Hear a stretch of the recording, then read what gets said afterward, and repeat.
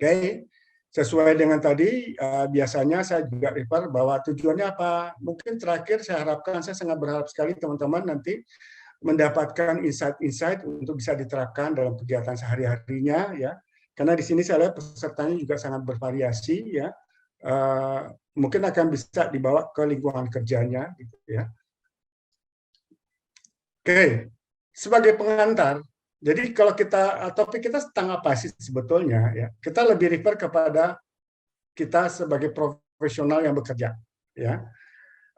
Karena itu, ya, kita melihat bahwa dalam bekerja itu kita ada 3 aspek utama, ya, yang mempengaruhi kita. Ya. Jadi sebetulnya kita bekerja itu adalah bagaimana hubungan kita, ya, sebagai manajer. Saya gambarkan manajer ini sepasang supaya adil, ya.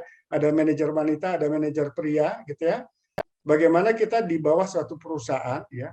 Mungkin ya lebih tepatnya kita sebut organisasi. Mungkin teman-teman bukan di perusahaan tapi di organisasi, gitu ya. Jadi hubungan antara kita dengan organisasi, ya. Kemudian yang kedua kita juga menghadapi adalah hubungan kita dengan karyawan, employees, ya, atau kita sebut sini subordinate lah, ya. Dan kemudian employee pun juga punya hubungan dengan organisasi. Nah, yang kita bahas hari ini adalah peranan kita sebagai manajer terhadap employees yang mengharapkan mereka adalah melakukan sesuatu ya sesuai dengan apa yang kita ingin capai. Karena manajer itu kan sebetulnya adalah seseorang yang memiliki posisi yang diberi hak untuk mengguidance bawahan-bawahannya, tim-timnya untuk mencapai tujuan organisasi. Kurang lebih kalau teman-teman bicara teori kan seperti itu kan, ya. Nah, kebetulan depan saya tuh Bu Sita, setuju nggak Bu Sita ini? Halo Bu Sita, bisa di-unmute, Pak. Ini saya coba berinteraksi Ya. dengan teman-teman ya, supaya nggak terlalu quiet dan saya mendominasi gitu. Walaupun kita Zoom, kayaknya saya coba untuk berinteraksi ya. Nah, jadi hari ini kita topiknya dengan garis merah tuh, bagaimana hubungan kita sebagai manajer dengan employees, ya. Kaitannya adalah dengan motivasi. Karena kalau kita lihat peranan kita bukan hanya memotivasi sebetulnya, walaupun itu adalah yang penting, ya. Banyak peranan lain seorang manajer sebetulnya. Kalau kita manajer itu kan sebetulnya ilmu yang kita pakai adalah ilmu manajemen, ya. Kalau teman-teman yang kuliah, mungkin sebagian teman-teman pernah kuliah dulu, pasti di dalam mata kuliahnya selalu ada mata kuliah manajemen, ya. Dan kenapa itu kita diberikan? Karena memang teman-teman kalau kuliah S1, S2, S3 diposisikan nanti akan sebagai seorang manajer ke depannya, gitu ya. Oke, sebelum saya lupa teman-teman, nanti kalau seandainya suara saya ini tolong diinformasikan ya, yang mudah-mudahan sih lancar ya. Bu Sita sementara karena Bu Sita di depan saya kelihatan wajahnya gitu, suara saya jelas nggak Bu Sita? Siap, jelas Bapak. Ya, terima kasih Bu Sita. Ya, oke. Jadi kita fokus sekarang bicara tentang how to motivate our employee, gitu ya. Jadi ada 3 pihak yang berhubungan dengan kita ya. Dari organisasi kita, ya kita punya tanggung jawab ya sebagai seorang manajer. Ya. Tapi di samping itu kita punya tanggung jawab yang lebih penting lagi kepada employees, gitu ya. Nanti kita lihat apa benar kita bisa memotivasi karyawan sebetulnya ya. Karena gini, banyak mitos-mitos mengatakan bahwa pro dan kontra. Ada yang berpendapat bahwa aduh, orang itu sebetulnya nggak bisa dimotivasi oleh orang lain gitu ya. Kenapa? Karena motivasi itu memang harusnya dari diri sendiri gitu. Nanti kita coba bahas apa betul pendapat seperti itu ya. Oke. Kita fokuskan sekarang hubungan kita dengan sebagai manajer ya dengan employee ya, para bawahan kita yang punya keragaman ya. Apalagi kalau teman-teman sekarang jangan lupa bahwa kita menghadapi generasi-generasi yang sudah berbeda dengan generasi kita ya. Mungkin teman-teman di sini juga generasinya sangat berbeda dengan saya. Kalau saya di usia saya ini, generasi saya adalah generasi baby boomers ya. Jadi teman-teman udah tahu di usia saya berapa gitu ya. Nah, banyak hal yang seringkali kita belum pahami. Jadi message pertama sebetulnya motivasi itu sangat-sangat terpengaruh tentang pemahaman kita dengan siapa yang kita hadapi. kalau teman-teman sekarang mengikuti ya pembahasan tentang generasi sekarang ya, di mana kita sekarang di Indonesia itu katanya di mayoritas kita adalah tenaga-tenaga yang usia produktif, yang mereka bisa dibagi dengan beberapa kelompok generasi ya. Terutama yang pertama sekarang adalah katanya yang paling baik ada generasi X, masih ada yang sebagai pekerja, mungkin ada juga bawaan Bapak Ibu yang mereka ada dari generasi X ya. Kemudian yang paling banyak sekarang generasi Y atau Y yang disebut dengan generasi milenial.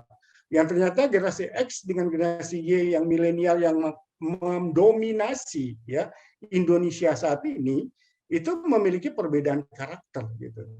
Dan muncul lagi sekarang generasi berikutnya yang disebut dengan generasi Z ya.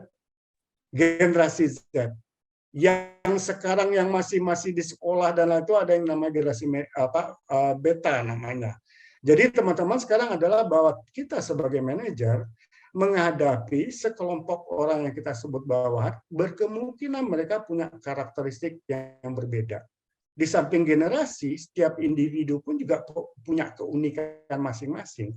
Jadi kalau pesannya buat kita sebetulnya kita harus yakin bahwa setiap individu yang kita hadapi punya keunikan masing-masing. Nah, masalahnya sekarang bagaimana kita bisa memotivasi mereka untuk menjalankan peran dan fungsi mereka seperti apa yang mereka janjikan di saat mereka direkrut, gitu ya. Dan kemudian kemungkinan sekarang teman-teman coba ingat kembali lagi ke tempat kerja gitu ya, siapa aja bawahan teman-teman gitu ya. Ingat-ingat wajah-wajah mereka seperti apa, kemudian mereka itu dari generasi apa saja, apakah mereka memang berbeda satu sama lain, ya. Nah, ada dua kemungkinan. Sebetulnya keberadaan mereka di perusahaan kita atau di organisasi kita itu ada prosesnya kan. Prosesnya dari mana? Ya waktu rekrutmen. Nah, ini tugas kita sebagai manajer sangat-sangat dipengaruhi oleh keberadaan mereka. Kalau rekrutmennya dari awal itu sudah sesuai dengan apa yang diharapkan oleh organisasi, mungkin kita akan lebih mudah. Contohnya, ya pendidikannya sudah sesuai dengan requirement-nya. Ya. Kemudian karakternya dan lain-lain. Makanya gunanya seleksi secara psikologis itu memang untuk menghadirkan bawahan-bawahan ya yang memang sesuai dengan tuntutan ya tugas dan pekerjaan mereka. Cuman kenyataannya tidak selalu kita berhadapan dengan orang-orang yang memang sudah capable dan siap untuk kerja. Nah, seperti itu kira-kira tugas kita. Karena itu kita masih punya PR adalah bagaimana mengarahkan mereka untuk bisa melakukan pekerjaannya dengan benar. Nah, yang kedua ya ada semacam gap ya. Ada semacam gap antara apa? Gap antara kita sebagai manajer dengan employees. Sepertinya ini nggak akan pernah selesai, ya. Dalam apa aja kesenjangannya? Yang jelas adalah kesenjangan dalam tanggung jawab, ya, otoritasnya, mungkin kompetensinya, dan yang jelas itu leadership-nya, ya manajer, ya mungkin dengan employee. Biasanya employee mengatakan kamu kan pimpinan, gitu ya. Jadi lebih ditekankan bahwa kita adalah fungsinya sebagai pimpinan. Dan macam-macam silakan buat teman-teman gitu ya. Termasuk yang paling bawah itu seringkali ya menjadi gap juga adalah salary dan compensation. Maka seringkali ada bawahan ya Anda kan sebagai manajer ya gajinya kan besar apa segala. Nah, itu hambatan-hambatan yang seringkali kita hadapi karena perbedaan ya. Jadi apa gap yang terjadi antara kita manajer sebagai employee ya? Kira-kira kurang lebih banyak sekali sebetulnya, ada beberapa ya. Termasuk tingkat kesulitan dalam pekerjaan pun juga sebenarnya manajer pasti lebih complicated pekerjaannya ya. Nah, ini menjadi pertimbangan kita bahwa umumnya biasanya tidak menutup kemungkinan juga ya bahwa ada employee kita punya kekuatan tertentu ya dibandingkan kita. Contohnya, kalau saya sekarang kenyataannya kalau umpamanya saya di kampus sekarang ini, ya dosen-dosen muda itu jauh lebih bagus mereka dalam teknologi, ya umumnya, ya sehingga apa? Saya sebagai generasi yang sebelumnya, saya juga harus bisa beradaptasi dan harus juga mampu belajar dari mereka gitu. Artinya apa? Seorang manajer jangan menutup diri, tapi juga kita harus membuka diri dengan apapun opportunity yang mungkin datangnya dari karyawan gitu. Saya sering mengalami bahwa saya memiliki karyawan-karyawan yang akhirnya akan menjadi inspirasi buat saya gitu ya. Nah, kira-kira lebih seperti itu. Nah, sebetulnya Bapak Ibu ya, kita pun juga sebetulnya pernah mengalami di posisi mereka ya. Pernah mengalami di posisi mereka ya. Kira-kira di sini ada Bu Nur Laila. Halo Bu Nur Laila. Halo Pak. Iya, Bu Nur Laila.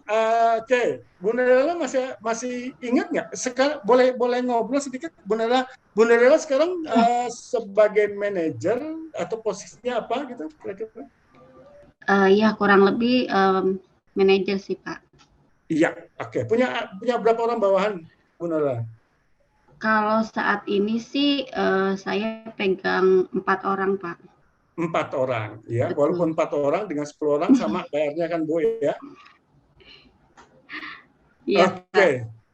Nah, sebetulnya untuk memahami karyawan kita, sebetulnya kita juga bisa mengingat ya bahwa dulu kita pernah di posisi mereka ya. Ini saya gambarkan di sini adalah bahwa sebetulnya kita bisa mengingat, mungkin kita juga dulu waktu bawahan dulu ya, waktu masih awal kerja itu ya. Contohnya di sini kadang-kadang kita malas ya, kadang-kadang kita tidak semangat kerja dengan berbagai permasalahan. Begitu juga dengan karyawan kita di sini sebetulnya. Jadi sebagai manajer sebetulnya kita bisa memahami mereka sebetulnya. Karena kita pernah juga melewati masa-masa yang mereka hadapi. Di mana kita sebagai bawahan dan memiliki seorang manajer gitu. Dan ini bisa menjadi referensi kita untuk empati dengan kondisi mereka sekarang gitu ya. Nah kira-kira kalau Bu Nurlela, kira-kira apa yang Ibu masih ingat waktu menjadi bawahan dulu Bu gitu ya. Kira-kira pernah nggak Ibu tidak termotivasi bekerja? Kira-kira penyebabnya apa, Bu Norela? Salah satunya mungkin atasan yang tadi Bapak sampaikan ya. Jadi atasan tidak mengetahui beban kerja kita seperti itu ya Pak. Jadi biasanya kan kalau yang tidak dari bawah mungkin dia tidak mengetahui kesulitan apa yang kita alami, mungkin seperti itu ya Pak. Oke, jadi Bu Nela mengatakan bahwa kadang-kadang ada juga manajer nggak mau tahu ya Bu Nela ya. Iya, betul Pak. Mudah-mudahan Bu Nela sekarang udah ngerti ya. Harus Insya paham Allah. dengan bawahan gitu ya. Jangan kasih kerjaan juga melebihi dari kapasitas mereka. Nah itu contoh-contohnya teman-teman ya. Kadang-kadang kita lupa bahwa kita melewati masa-masa itu dan kita tahu masalahnya di mana gitu ya. Oke, saya lanjutkan ya. Nah, tadi kita bicara manajer ya. Apakah manajer itu hanya punya ilmunya manajemen? Nah, saya ngambil satu quote ini ya. Mungkin Bapak Ibu pernah lihat di TV, ini adalah Condoleezza Rice. Ini salah satu dianggap adalah pemimpin di Amerika kebetulan, tapi ini sebagai contoh aja ya. Dia berpendapat bahwa setiap leader ya, seorang pemimpin itu is a part of manager ya. Jadi kalau kita manajer, di sini dikatakan bahwa kita juga adalah leader gitu. Dan orang-orang yang bukan posisinya sebagai manajer, tapi dia juga sebagai pemimpin ya, leader gitu, dia juga adalah sebagai manajer. Jadi intinya saat ini kita bicara adalah walaupun posisi kita manajer, bahwa kita juga harus memiliki kemampuan leadership yang baik ya. Makanya dikatakan sini every good leader ya, kalau untuk menjadi manajer yang baik juga kita harus memiliki leadership yang baik. Karena ini merupakan adalah bagian dari tugas kita sebagai manajer. And every good manager is a part of leader. Jadi antara leader dengan manajer itu di sini dikatakan bahwa nggak bisa dipisahkan. Nah hari ini kita mungkin lebih banyak bicara tentang leadership. Ya, kenapa? Karena kalau kita tugasnya sebagai manajer, tugasnya lebih ke operasional.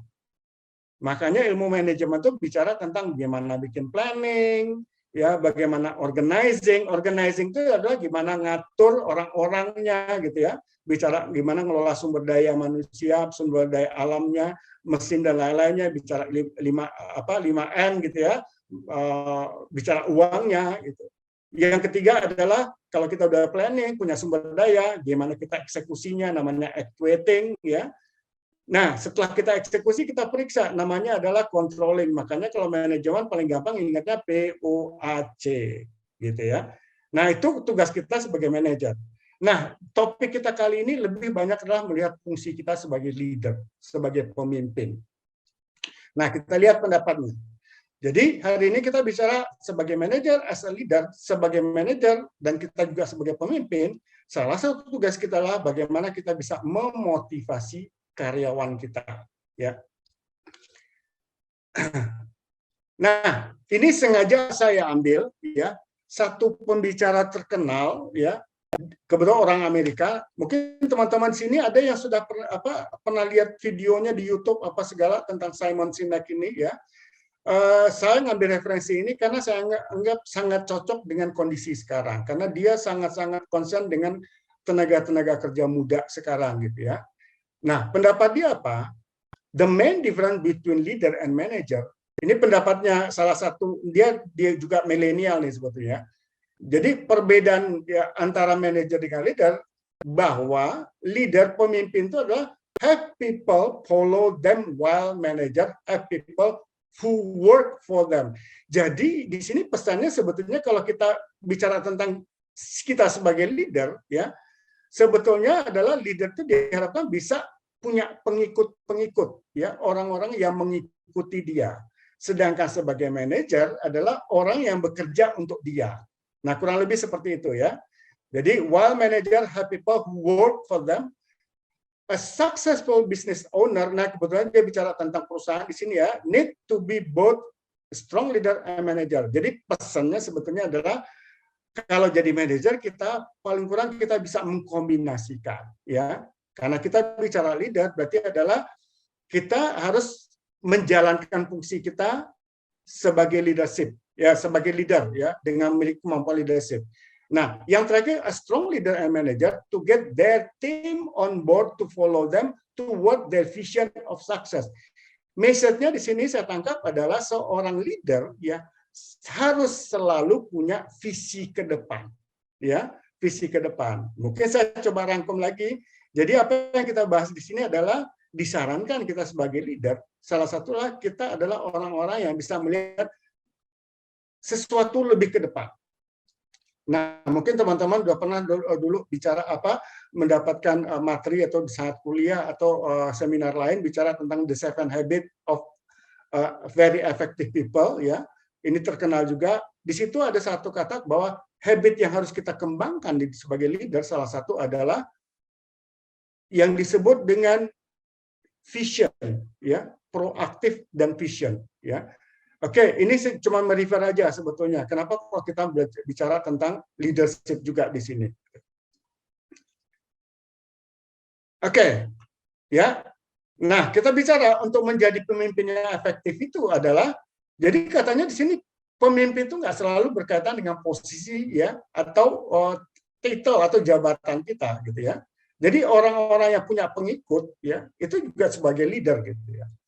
Nah, di sini kita bedakan tugas kita sebagai manajer dan sebagai leader, ya. Di sini kebetulan, ya, di tampilan ini dikatakan bahwa salah satu yang terpenting adalah tugas kita adalah memotivasi dan menginspirasi, gitu ya. Nah, hari ini kita bicara bagaimana motivasi dan menginspirasi. Jadi teman-teman di sini semuanya mudah-mudahan sekarang ingat lagi, oh saya sebagai manajer ini adalah sebagai leader di sini fungsinya, ya. Sebagai leader saya juga harus mampu memotivasi dan menginspirasi bawahan kita. Tapi catatannya adalah Bapak Ibu biasanya sebelum memotivasi orang lain, biasanya kita dulu ya harus membangun motivasi di dalam diri kita. Dan kita juga harus bisa mampu menginspirasi diri kita, gitu ya. Oke, teman-teman, mungkin kalau ada yang mau ngasih komentar, ya, kalau enggak saya lanjutkan dulu, ya. Nah, seorang leader, seorang pemimpin yang punya kemampuan memotivasi, ya, istilahnya di dalam manajemen disebut dengan adalah a motivational leader, ya. Nah, ini kebetulan teman-teman silahkan nanti cari kalau udah materinya. Ada satu penulis juga mengatakan bagaimana sebetulnya cara menjadi seorang leader yang bisa memotivasi, ya. Di sini dikatakan adalah motivation leader adalah pemimpin, ya, memotivasi dan memimpin tim atau organisasi dengan membangkitkan. Jadi kata kuncinya adalah cara memotivasi itu adalah bagaimana kita bisa membangkitkan semangat, antusias, semangat kerja dari tim kita. Gitu. Jadi indikator-indikatornya adalah di saat karyawan kita loyo, berarti ini clue buat kita. Ya, di saat dia tidak antusias dengan pekerjaan, berarti message dengan kita nih, bahwa dia memerlukan sesuatu yang harus kita dorong. Kalau dia kurang semangatnya, berarti ini adalah clue buat kita bahwa kita harus menjalankan satu fungsi pemimpin sebagai memotivasi mereka. Mereka berfokus pada memotivasi dan menginspirasi orang lain, ya, untuk mencapai tujuan bersama dan meningkatkan kinerja. Nah, ini sesuai sekali dengan judul kita bahwa seseorang ya atau karyawan kita di sini adalah bisa melakukan pekerjaannya, menghasilkan kinerja yang memang sesuai dengan apa kesepakatan, apa yang kita arahkan mereka, yaitu sudah melalui cara dengan memotivasi. Jadi kembali lagi kita katakan bahwa tepat sekali kita bahas hari ini adalah bagaimana memotivasi karyawan tersebut. Sehingga di sini adalah idealnya adalah teman-teman setelah 2 jam ini kalau bisa termotivasi juga untuk menjadi ya pemimpin-pemimpin yang memotivasi, yang istilah kerennya disebut dengan motivational leader. Oke. Nah, tadi kita bicara tentang diri kita sendiri, ya, hubungan kita dengan bawahan. Message-nya adalah bahwa kita seorang manajer di suatu organisasi, berarti otomatis kita menempel di dalam diri kita adalah fungsi sebagai pemimpin, ya. Nah, dijalankan sebagai pemimpin, ya, dengan lihat bawahan kita bahwa ada semacam gap yang kita alami sebetulnya, ya, antara kita sebagai manajer dengan bawahan. Ya. Tapi bukan berarti gap itu menjadi penghambat kita. Malah kadang-kadang perbedaan antara kita dengan manajer dengan bawahan biasanya dengan keunikan masing-masing banyak hal yang bisa kita pelajari juga dari bawahan kita. Silakan teman-teman nanti membayangkan karyawannya, coba ada 10 karyawan, ada 4 5 karyawan. Saya yakin teman-teman akan melihat bahwa si A itu kuat di dalam hal apa dan saya bisa belajar dengan dia. Si B kuat dengan apa dan kita belajar dengan dia. Dan begitu pun juga sebetulnya adalah yang mereka harapkan dari kita adalah salah satu yang kita sebut kemampuan kita sebagai seorang leader yang bisa membangkitkan semangat mereka. Nah, sekarang kita coba fokus ke employee, ya, ke karyawan kita sendiri. Nah, coba kita teman-teman sambil mendengarkan saya, coba kembali lagi ingatannya ke tempat pekerjaannya, ya. Kemudian teropong teman-teman, ya, mereka-mereka itu, ya, seperti tadi saya katakan, gitu ya. Bisa nggak teman-teman menjelaskan sebetulnya kenapa mereka bekerja di tempat kita, ya? Atau what motivate them to work? Apa yang membuat mereka termotivasi untuk bekerja di tempat kita? Apapun kondisi mereka sekarang, ya. Mungkin saya nggak tahu yang sudah hadir siapa aja hari ini, ya. Oke. Yang ada di depan, saya coba cek teman-teman ya. Saya coba ngintip dulu teman-teman siapa yang hadir hari ini, ya. Mungkin secara random aja saya coba. Oke, kayaknya Pak Yusdan lah. Halo Pak Yusdan. Halo Pak, selamat malam Pak Jun. Selamat malam Pak Yusdan. Ya Pak. Oke, kalau boleh tahu Pak Yusdan sekarang sebagai apa, posisinya apa, dan di mana gitu? Kebetulan saya pegawai negeri sipil Pak. Oke. Ya. Jadi apa namanya belum sampai ke level manajer, tetapi bisa dikatakan punya staff gitu Pak. Oke. Nggak banyak sih, nggak banyak, cuma sekitar. Iya, staff itu bawahan ya Pak ya? Siap. Betul kan Pak Yusdan? Iya betul Pak. Dan Bapak sebagai pemimpin ya? Iya. Betul nggak Pak Yusdan? Iya Pak, betul Pak. Oke, ya sama aja Pak Yusdan. Berapa orang sih Pak staf Bapak sekarang? Secara struktur organisasi sekitar ada 4 orang. 4 orang. Ya. Pak, coba ingat-ingat mereka gitu. Bapak kalau mau ditanya sekarang nggak usah nyebut nama mereka gitu ya. Dari 4 orang itu mereka punya kelebihan apa aja Pak? 4 orang itu kira-kira di mata Bapak? Dari 4 orang itu kalau menurut saya kelebihannya spesifik berbeda-beda tuh Pak maksudnya. Jadi ada yang khusus jago di administrasi, ada yang khusus mahir di bidang komputernya gitu. Ada Oke. juga yang hanya sebagai pelengkap saja Pak gitu. Oke, berarti dan mereka unik satu sama lain ya Pak? Betul Pak, unik semua Pak. Oke. Nah, pertanyaan di bawah itu Pak, kira-kira menurut asumsi Bapak, ini kita berasumsi ya, kenapa mereka bekerja di tempat Bapak sekarang? Kemudian motivasi mereka apa kira-kira Pak? Kalau menurut saya ya karena mereka sesama pegawai negeri sipil Pak. Jadi ketika mereka sudah ditempatkan di bak tersebut, di bagian tersebut, jadi otomatis mereka harus memenuhi tanggung jawabnya Pak sebagai personil di bak tersebut. Jadi mereka ya mau nggak mau harus menjalankan tupoksinya. Oke. Gitu. Ya. Mudah-mudahan mereka semangat semua ya Pak ya? Iya, pasti semangat karena mau nggak mau mereka motivasinya termasuk saya juga mungkin ya adalah gaji Pak. Betul Gaji ya. betul Pak. Oke ya. Jadi paling kurang saya ngajak Pak Yusdan untuk ngobrol itu adalah sebetulnya mereka unik ya, dan mereka punya kelebihan masing-masing ya. Cuman dalam pekerjaan itu kadang-kadang ya mereka ada yang perform bagus, ada yang tidak kan gitu Pak ya. Ya nanti kita coba lihat sebetulnya ya dari teori motivasi itu seperti apa sebetulnya, biar kita mengacu nanti dapat pedoman juga gitu. Oke Pak Yusdan, thank you ya udah sharing dengan kita semuanya gitu Pak Yusdan. Iya Pak Jun, terima kasih juga. Ya, kita lanjutkan dulu. Nah, saya pun juga selalu belajar ya. Kenapa? Karena generasi yang saya hadapi sekarang, jadi kebetulan saya ngajarnya di satu universitas swasta di Jakarta gitu ya, yang sebelumnya di universitas swasta, cuma berbeda karakter nih kampus ini ya. Kalau zaman saya di perguruan tinggi yang pertama itu baik teman kolega saya itu umumnya dari generasi baby boomers dan generasi X gitu ya. Nah sekarang itu saya menghadapi karena kebetulan saya pemimpin di kampus ini adalah sebetulnya bekas mahasiswa saya. Jadi teman-teman bayangkan ya bahwa yang dulu dia mahasiswa saya, yang dulu sebagai saya pejabat di situ ya, kemudian sekarang ini saya sebagai bawahan dia otomatis karena saya dosen biasa gitu ya.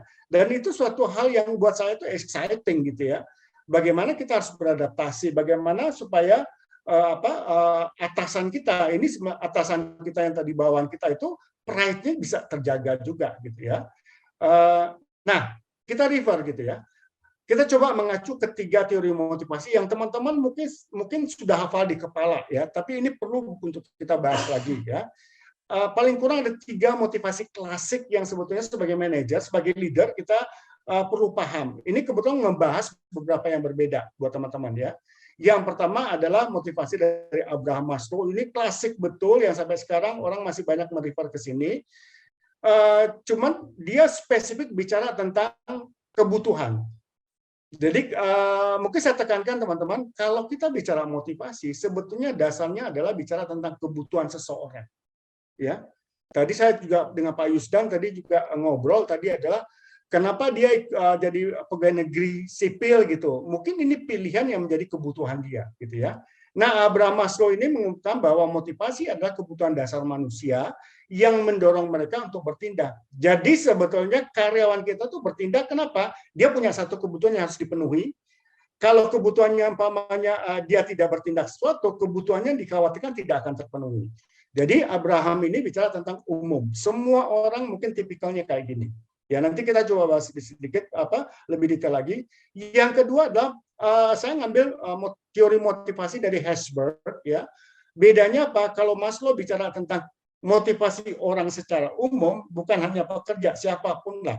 Teman-teman lihat di luar sana, teori ini kepakai pertama nih, yang dari Maslow ini. Tapi kalau dari Herzberg ini lebih banyak menerapkan motivasi dalam bekerja, ya. Jadi dia mengatakan membagi faktor motivasi menjadi 2, yaitu faktor hygiene dan faktor motivator. Nanti kita coba bahas kira-kira bedanya apa. Dan terakhir ada dari McGregor, kita mengungkapkan bahwa motivasi karyawan. Nah, ini lebih spesifik bicara pekerja. Ya. Nah, si McGregor itu mengatakan bahwa pekerja-pekerja kita itu kalau mau kita kelompokkan, ya, teman-teman silakan kembali lagi. Ini kita sambil belajar sambil membayangkan tempat kerja kita. Teman-teman lihat wajah-wajah karyawan, tapi teman-teman bisa lihat nih si A, si B, si C, si D, pasti bisa teman-teman lihat apakah dia lebih kepada cocok dengan teori X atau teori Y. Nanti kita coba bahas sedikit. Yang teori X apa, teori Y itu apa, ya. Oke, ini gambaran kita mengacu kepada 3 teori ini, ya. Nah, sekarang dari Abraham Maslow, ya. Ini sengaja saya review sedikit supaya nanti kita bisa baca lebih lebih aplikasi nanti, ya. Jadi secara umum teman-teman, ya, bawahan kita itu kan sebagai manusia, secara umum Abraham Maslow ya mengatakan bahwa dia melakukan sesuatu tergantung dari tingkat kebutuhannya di mana. Ya, Maslow mengatakan bahwa pada prinsipnya ada 5 tingkat kebutuhan manusia itu, ya. Di mana kebutuhan disebut ini dibagi 3, ada kebutuhan dasar, kebutuhan psikologis, dan kebutuhan pemenuhan ya diri, ya. Ada yang disebut dengan kebutuhan paling basic, itu kebutuhan utama, kebutuhan dasar, yaitu kebutuhan akan bertahan hidup, ya. Kalau banyak orang mengatakan kebutuhan sandang pangan papan, tapi ini lebih ada kebutuhan makanan, minuman, ya, kebutuhan istirahat, dan lain-lain, kebutuhan tidur. Ini kebutuhan dasar, ya. Kalau kebutuhan ini sudah terpenuhi, dia akan naik kebutuhan yang berikutnya yang disebut dengan kebutuhan akan rasa aman, ya, safety, ya. Jadi artinya gini, apa benar bahwa orang tidak akan memikirkan keselamatannya kalau ya kebutuhan dasarnya belum terpenuhi? Umumnya seperti itu. Mungkin saya kasih semacam analogi adalah gini.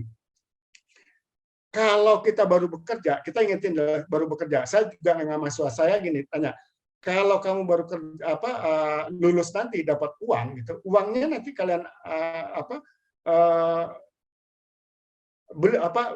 keluarkan untuk apa, gitu, ya.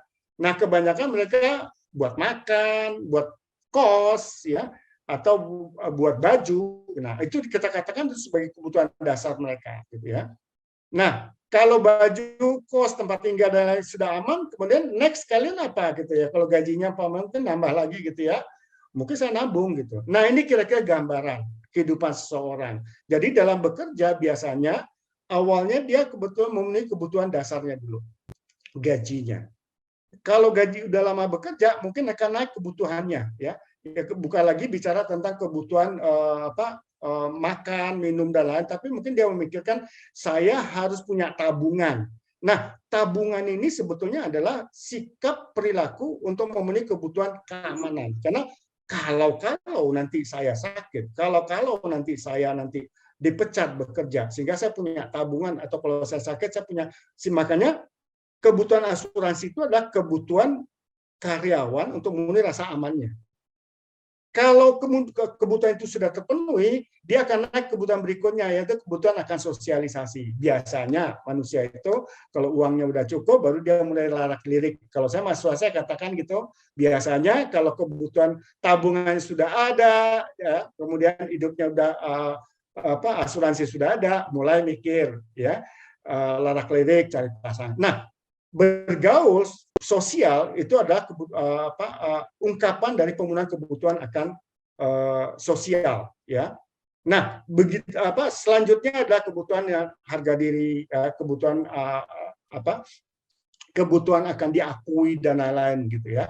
Ini saya sedikit mengacu bahwa intinya adalah kita bisa melihat karyawan kita dari sisi ini, ya. Siapa yang kebutuhannya masih di fisik? Biasanya anak-anak yang baru, ya, yang memang ini gajinya itu hanya untuk pemenuhan kebutuhan fisiknya saja. Sampai nanti suatu saat kita melihat perkembangan karyawan kita itu bukan lagi bicara kebutuhan tentang makan dan minum gajinya, tapi dia juga mengatakan bahwa saya naik gaji, kenapa saya harus menabung dan lain-lain. Ini yang pertama. Saya cepat saja, takut saya ngambil. Yang kedua adalah two factor. Nah, two factor ini saya ringkas saja adalah Herzberg ini mengatakan, ya, ada 2 hal yang mempengaruhi kita dalam bekerja, ya, aspek motivasi gitu, ya.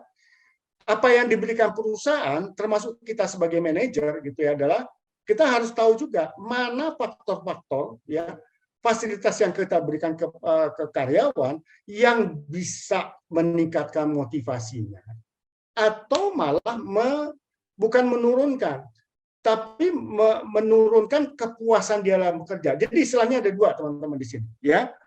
Jadi ada sesuatu yang bisa meningkatkan motivasi atau meningkatkan kepuasan kerjanya, karena biasanya orang yang memiliki motivasi itu untuk mencapai kepuasan kerja. Tapi ada juga orang yang tadinya sudah puas dengan pekerjaannya, ya, motivasinya tinggi, kemudian diberikan sesuatu, ya, itu malah menurunkan. Nah, di teori ini mengatakan bahwa ada yang disebut dengan faktor hygiene factor. Ya, saya cepat saja. Ya, yang sebelah kiri ini gambar, kalau teman-teman lihat, hygiene factor itu adalah faktor-faktor yang sebetulnya tidak mempengaruhi, tidak meningkatkan motivasinya. Cuman kalau ini tersedia, ya, kita tingkatkan, itu hanya bisa menurunkan ketidakpuasannya. Karena dalam bekerja itu biasanya kita mengalami satu puas atau tidak puas, ya. Jadi ada job dissatisfaction atau job satisfaction. Nah, kita fokus sekarang ke job satisfaction yang terkait dengan motivasi, yang disebut dengan motivator. Apa saja sih sebetulnya yang bisa memotivasi kita dalam bekerja atau meningkatkan kepuasan, ya. Saya coba refer ke sini gitu ya. Di sini dikatakan bahwa sebetulnya seseorang itu dalam bekerja, ya, akan meningkat kepuasan, akan meningkat motivasi kerjanya kalau kita berikan sebagai achievement, ya, kesempatan untuk mencapai sesuatu, ya. Kemudian dikatakan juga recognition, ya, kita mengakui, memberikan pengakuan akan pekerjaan dia, ya. Recognition itu lebih kepada oke, good, ya, kamu sudah bisa melakukan pekerjaan dengan baik dan lain-lain, itu disebut dengan recognition. Atau mereka punya tanggung jawab yang jelas, ya, atau pekerjaan yang memang sesuai dengan karakter atau dengan kemampuannya. Kemudian kesempatan untuk meningkatkan dirinya, ya. Kemudian ada kesempatan untuk berkembang dia, gitu. Nah, ini di teori ini katakan ada lagi nggak? Banyak sekali, teman-teman, kita bisa explore lagi nanti. Tapi ada beberapa hal juga yang kita berikan sebetulnya adalah tidak meningkatkan motivasinya atau hanya sementara sifatnya. Contohnya, di sini dikatakan working condition. Jadi kalau kita di kantor, ya, karyawan kerjanya kayak, aduh, kayaknya nih semangat kerja nggak ini gitu. Kenapa? Oh, ruangannya kayaknya sudah mesti diganti. Ini ke working condition kan, layoutnya diganti gitu.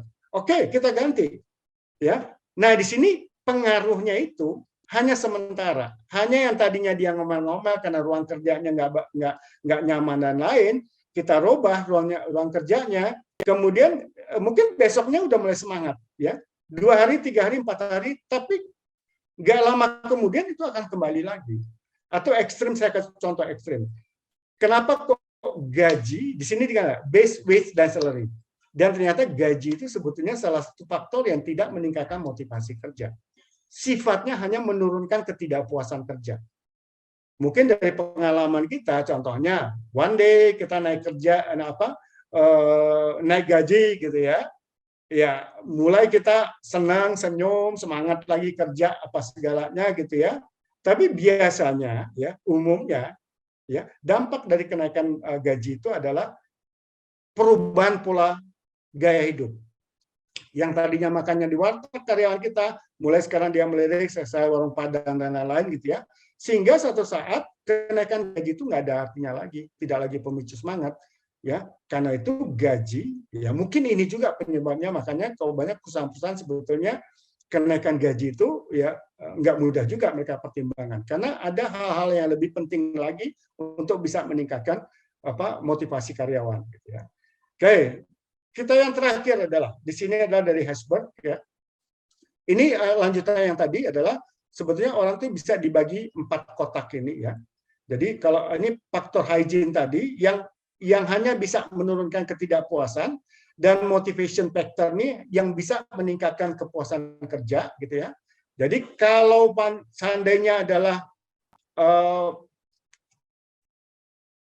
faktor hygiene-nya, ya, kita tingkatkan, ya, atau mereka mengalami faktor hygiene yang tinggi, tapi faktor-faktor yang mempengaruhi kepuasan kerjanya rendah, berarti dia ada di posisi ini yang disebutnya high hygiene, ya, low factor, ya, low motivation, ya. Jadi di sinilah employee have a view, complain, but are not motivated. Ya mungkin teman-teman juga ada nggak sih karyawan yang dia nggak komplain tapi ya kerjanya nggak ini. Mungkin dia ada di kuadran ini sekarang, ya. Atau sebaliknya, ya. Low hygiene. Jadi fasilitas yang terkait dengan hygiene tadi kita nggak banyak berikan, tapi dia high motivation, ya. Jadi hal-hal yang terkait dengan semangat kerja dan lain-lain, berarti ini karyawan ada di kuadran, ya, employees are motivated to work, but they have, ya, complain. Nah ini mungkin ada orang-orang yang semangat kerja dan banyak sekali yang dia komplain, ini nggak ada, berarti adanya di posisi seperti ini gitu. Ini sebagai pedoman aja, nanti teman setelah nanti ngikutin ini silakan coba dipetakan karyawan-karyawannya gitu. Nah saya langsung yang ke terakhir adalah di teori ini mengatakan bahwa karyawan kita itu bisa bagi dua, ya. Ada yang mengikuti teori X atau teori Y. Intinya adalah kalau McGregor itu pendapat bahwa karyawan kita itu ada dua tipe. Ada tipenya adalah yang teori X, ya sesuai teori X, tipenya sesuai dengan teori Y.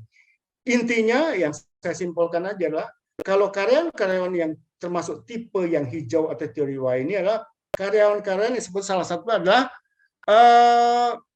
dia orang-orang yang punya kemandirian, ya, punya semangat kerja, punya visi kerja, dan dia udah siap kerja. Ya, artinya adalah orang-orang yang mudah dimotivasi. Tapi kalau orang-orang yang termasuk teori X ini adalah orang-orang yang sebetulnya dia tidak punya inisiatif, dia menganggap bahwa pekerjaan itu adalah beban. Sebaiknya kalau teori Y itu adalah pekerjaan itu malah menantang buat dia, hal yang menarik.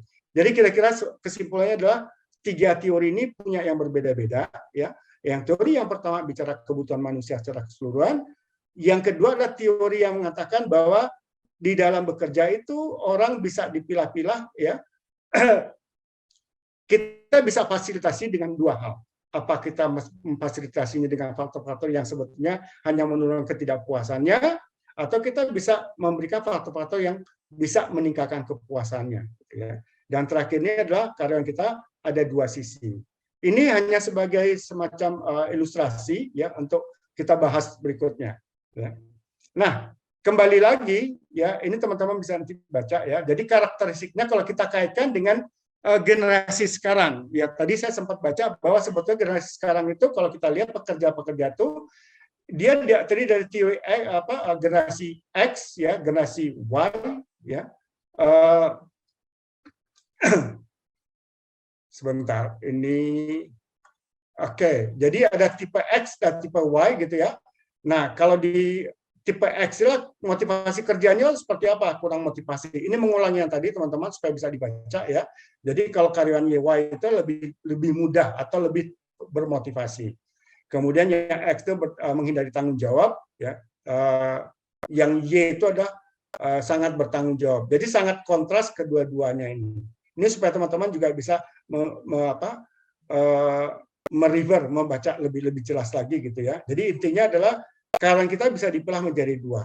Cuman banyak kritikan juga seperti ini, karena saya pikir kayaknya ini sangat ekstrim membagikannya. Karena itu mungkin kita coba balik lagi, menurut si Sinek ini seperti apa? Ini dari pendapat sekarang. Tadi tiga teori itu kan teori sangat klasik, ya. Nah, menurut Sinek ini motivasi adalah kekuatan internal, ya, yang mempengaruhi tindakan seorang untuk digerakkan oleh mengapa. Oke.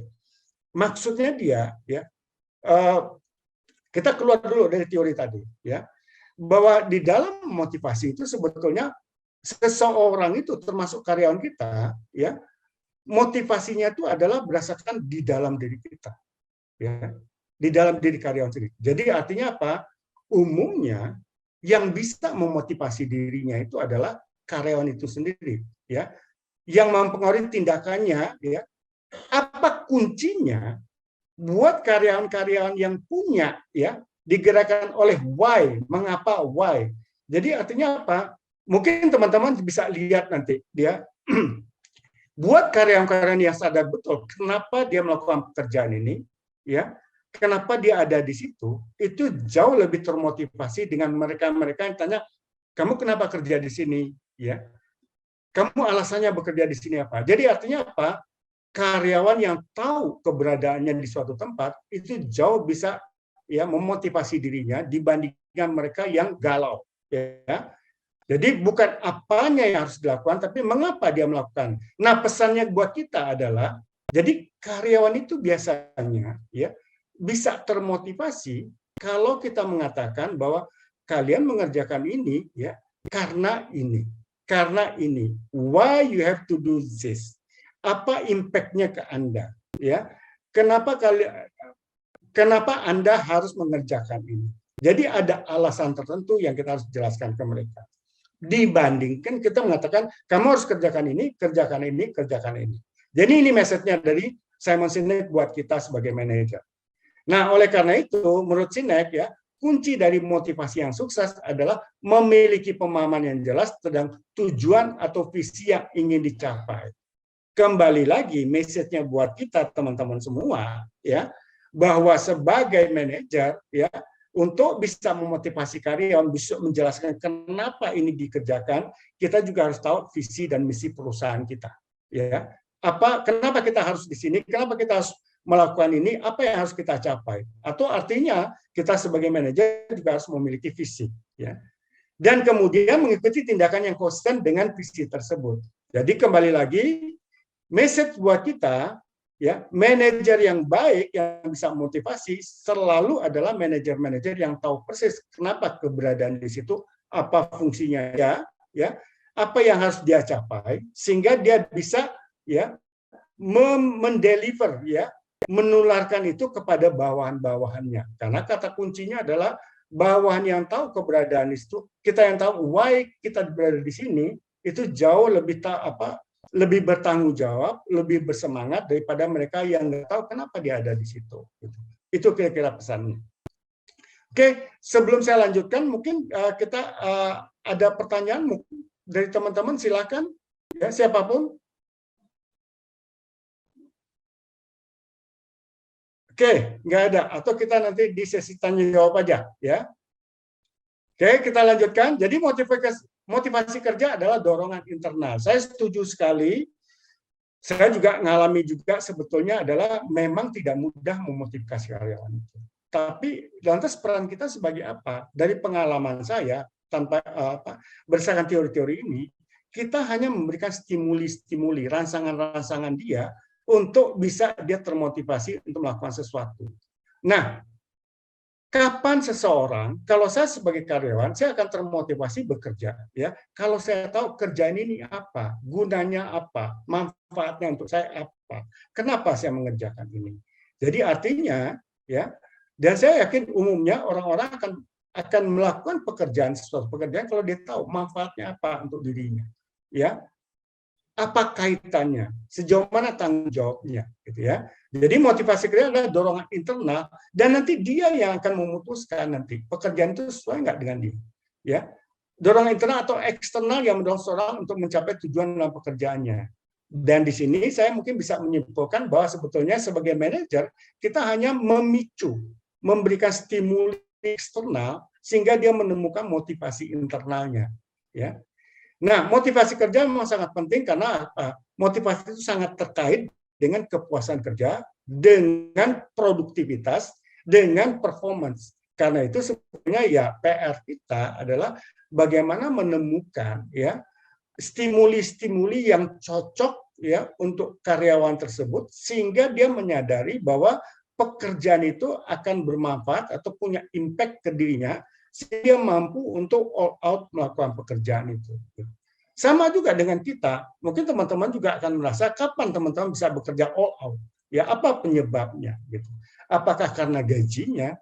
Dari teori tadi mengatakan bahwa gaji tidak akan selalu ya membuat karyawan itu ya termotivasi kerja. Ya, mungkin hanya bisa meneruskan dia selama ini komplain, kok aduh kayaknya gajinya nggak naik-naik gitu ya. Naikin gajinya, mungkin sementara dia akan puas ya, atau ketidakpuasannya itu tadi ngomelnya itu tadi mungkin berkurang. Tapi itu biasanya namanya income selalu berkaitan dengan gaya hidup ya.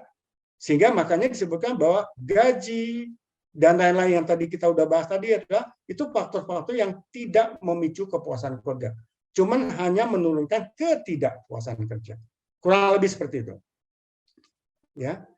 Nah, ini saya nggak akan jelaskan, cuma kasih gambaran bahwa sekarang ini kita menghadapi, mungkin kalau teman lihat di sini adalah, ini generasi saya, ya, baby boomer, karena saya lahirnya di tahun 58, ya. Kemudian teman-teman mungkin ada yang masih generasi X, sekarang masih sebagai pekerja, dia di tahun 65 sampai 80-an, ya. Ini ada namanya generasi milenial, ya, tahun berapa gitu. Mungkin di sini teman-teman kebanyakan ada di sini mungkin, ya, atau ada di sini, ya. Nah, generasi berikutnya adalah generasi Y, ya.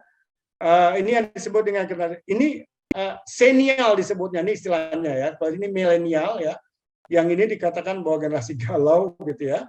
Dan ada nanti yang sekarang itu mereka mungkin lagi di kuliah dan lain-lain, itu generasi Z namanya atau generasi beta gitu, ya. Oke, ini hanya gambaran. Intinya apa, saya mau menyampaikan bahwa kemungkinan teman-teman menghadapi sekelompok karyawan yang dari generasi tertentu. Jadi artinya kita juga harus perlu tahu bahwa dia ini di generasi apa dan kekuatan dan kelemahannya seperti apa, gitu ya. Nah, coba kita lihat, ya. Generasi baru saat ini sebetulnya apa sih karakteristiknya? Ya. Di sini kita bandingkan antara generasi milenial, generasi Y, sama generasi Z, ya. Nah, mungkin kita nggak akan baca semuanya. Jadi sebetulnya karakteristik mereka apa? Ya, jadi saya nggak termasuk di sini, ya. Nah, teman-teman, bahwa kalau teman-teman tuh menghadapi generasi milenial, gitu ya, mereka ada beberapa indikator yang mereka butuhkan sekarang. Jadi adalah sebetulnya dia terkait dengan fleksibilitas, ya. Kalau zaman saya dulu mungkin adalah saya nggak memikirkan fleksibilitas. Kalau namanya di pegawai, ya udah ikutin aja aturannya, nggak ada pilihan lagi. Teknologi sangat berpengaruh kepada karyawan-karyawan sekarang, ya, karena eranya memang era teknologi, ya. Kemudian sekarang adalah bicara tentang kolaborasi, sangat berbeda dengan zaman saya dulu, gitu ya. Jadi generasi milenial Y sama Z ini, ya, mereka juga ada satu hal yang disebut dengan mereka membutuhkan satu kolaborasi, ya. Cuma dengan kadar yang berbeda, ya. Kemudian ada namanya recognition, ya. Kemudian kerja yang proyek dan bermakna dan keterlibatan. Nah, ini cuma gambaran aja, ya. Sedikit kira-kira perbedaannya apa, ya. Kalau generasi milenial itu adalah mereka menginginkan jadwal kerja yang fleksibel dan memiliki keseimbangan antara kehidupan kerja dan pribadi, ya.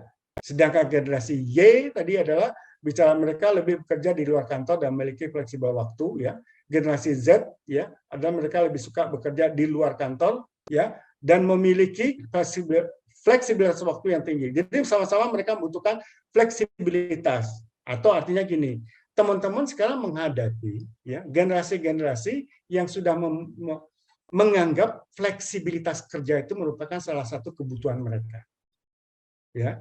Jadi mungkin kadarnya yang berbeda-beda, gitu ya. Kemudian mereka tuh sangat generasi yang menghadapi teknologi sangat berbeda dengan saya, ya. Zaman saya itu teknologinya, apalagi saya tuh generasi yang memang mengikuti semuanya, ya. Zaman saya tuh teknologi belum ada. Ya, fotokopi aja zaman dulu, zaman saya itu sangat sophisticated, gitu ya. Tapi generasi sekarang mulai dari milenial mereka udah terbiasa dengan teknologi, ya. Apalagi generasi Y ini adalah terbiasa dengan teknologi, tapi lebih memilih bekerja dengan perangkat. Sudah sangat sebagian hidupnya bekerja dengan teknologi. Apalagi generasi berikutnya adalah sangat tergantung dengan teknologi, ya. Kemudian karakteristik pekerja zaman sekarang adalah membutuhkan kolaborasi, baik generasi milenial, generasi Y, generasi Z, gitu. Jadi ada 6 indikator di sini sebetulnya yang harus kita perhatikan juga di dalam memfasilitasi karyawan kita bekerja, ya. Masalah fleksibilitas kerja, teknologi, kolaborasi, recognition, kemudian pekerjaan dalam bentuk proyek, ya. Kemudian keterlibatan atau involvement kata kuncinya. Nah, saya tidak akan membahas satu persatu di sini, ya. Mungkin kita simpulkan saja. Artinya apa? Di dalam motivasi mereka, salah satu yang perlu teman-teman pelajari, ya. Mungkin setelah ini teman-teman juga dalami apa benar, ya, karyawan-karyawan masing-masing generasi, ya, itu berbeda. Nah, satu hal teman-teman,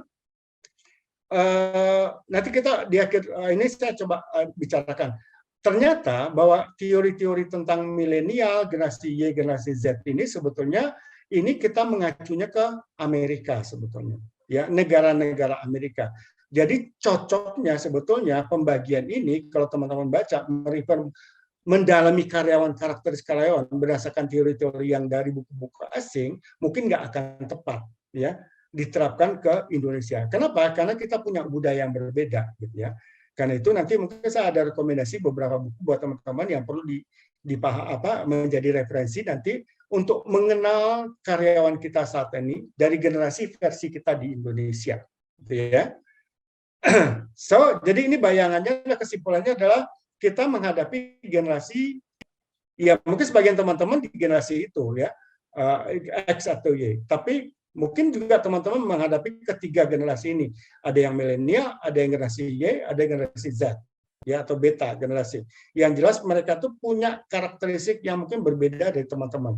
Ya, kalau saya mungkin, atau kalau teman-teman sebagai pemimpin di generasi Y, mungkin teman-teman bisa merasakan karyawan-karyawan yang generasi Y itu seperti apa kebutuhannya. Tapi teman-teman mungkin, ya, belum memahami sepenuhnya tentang generasi milenial, ya. Nah, ini ada gambaran umumnya aja tentang itu.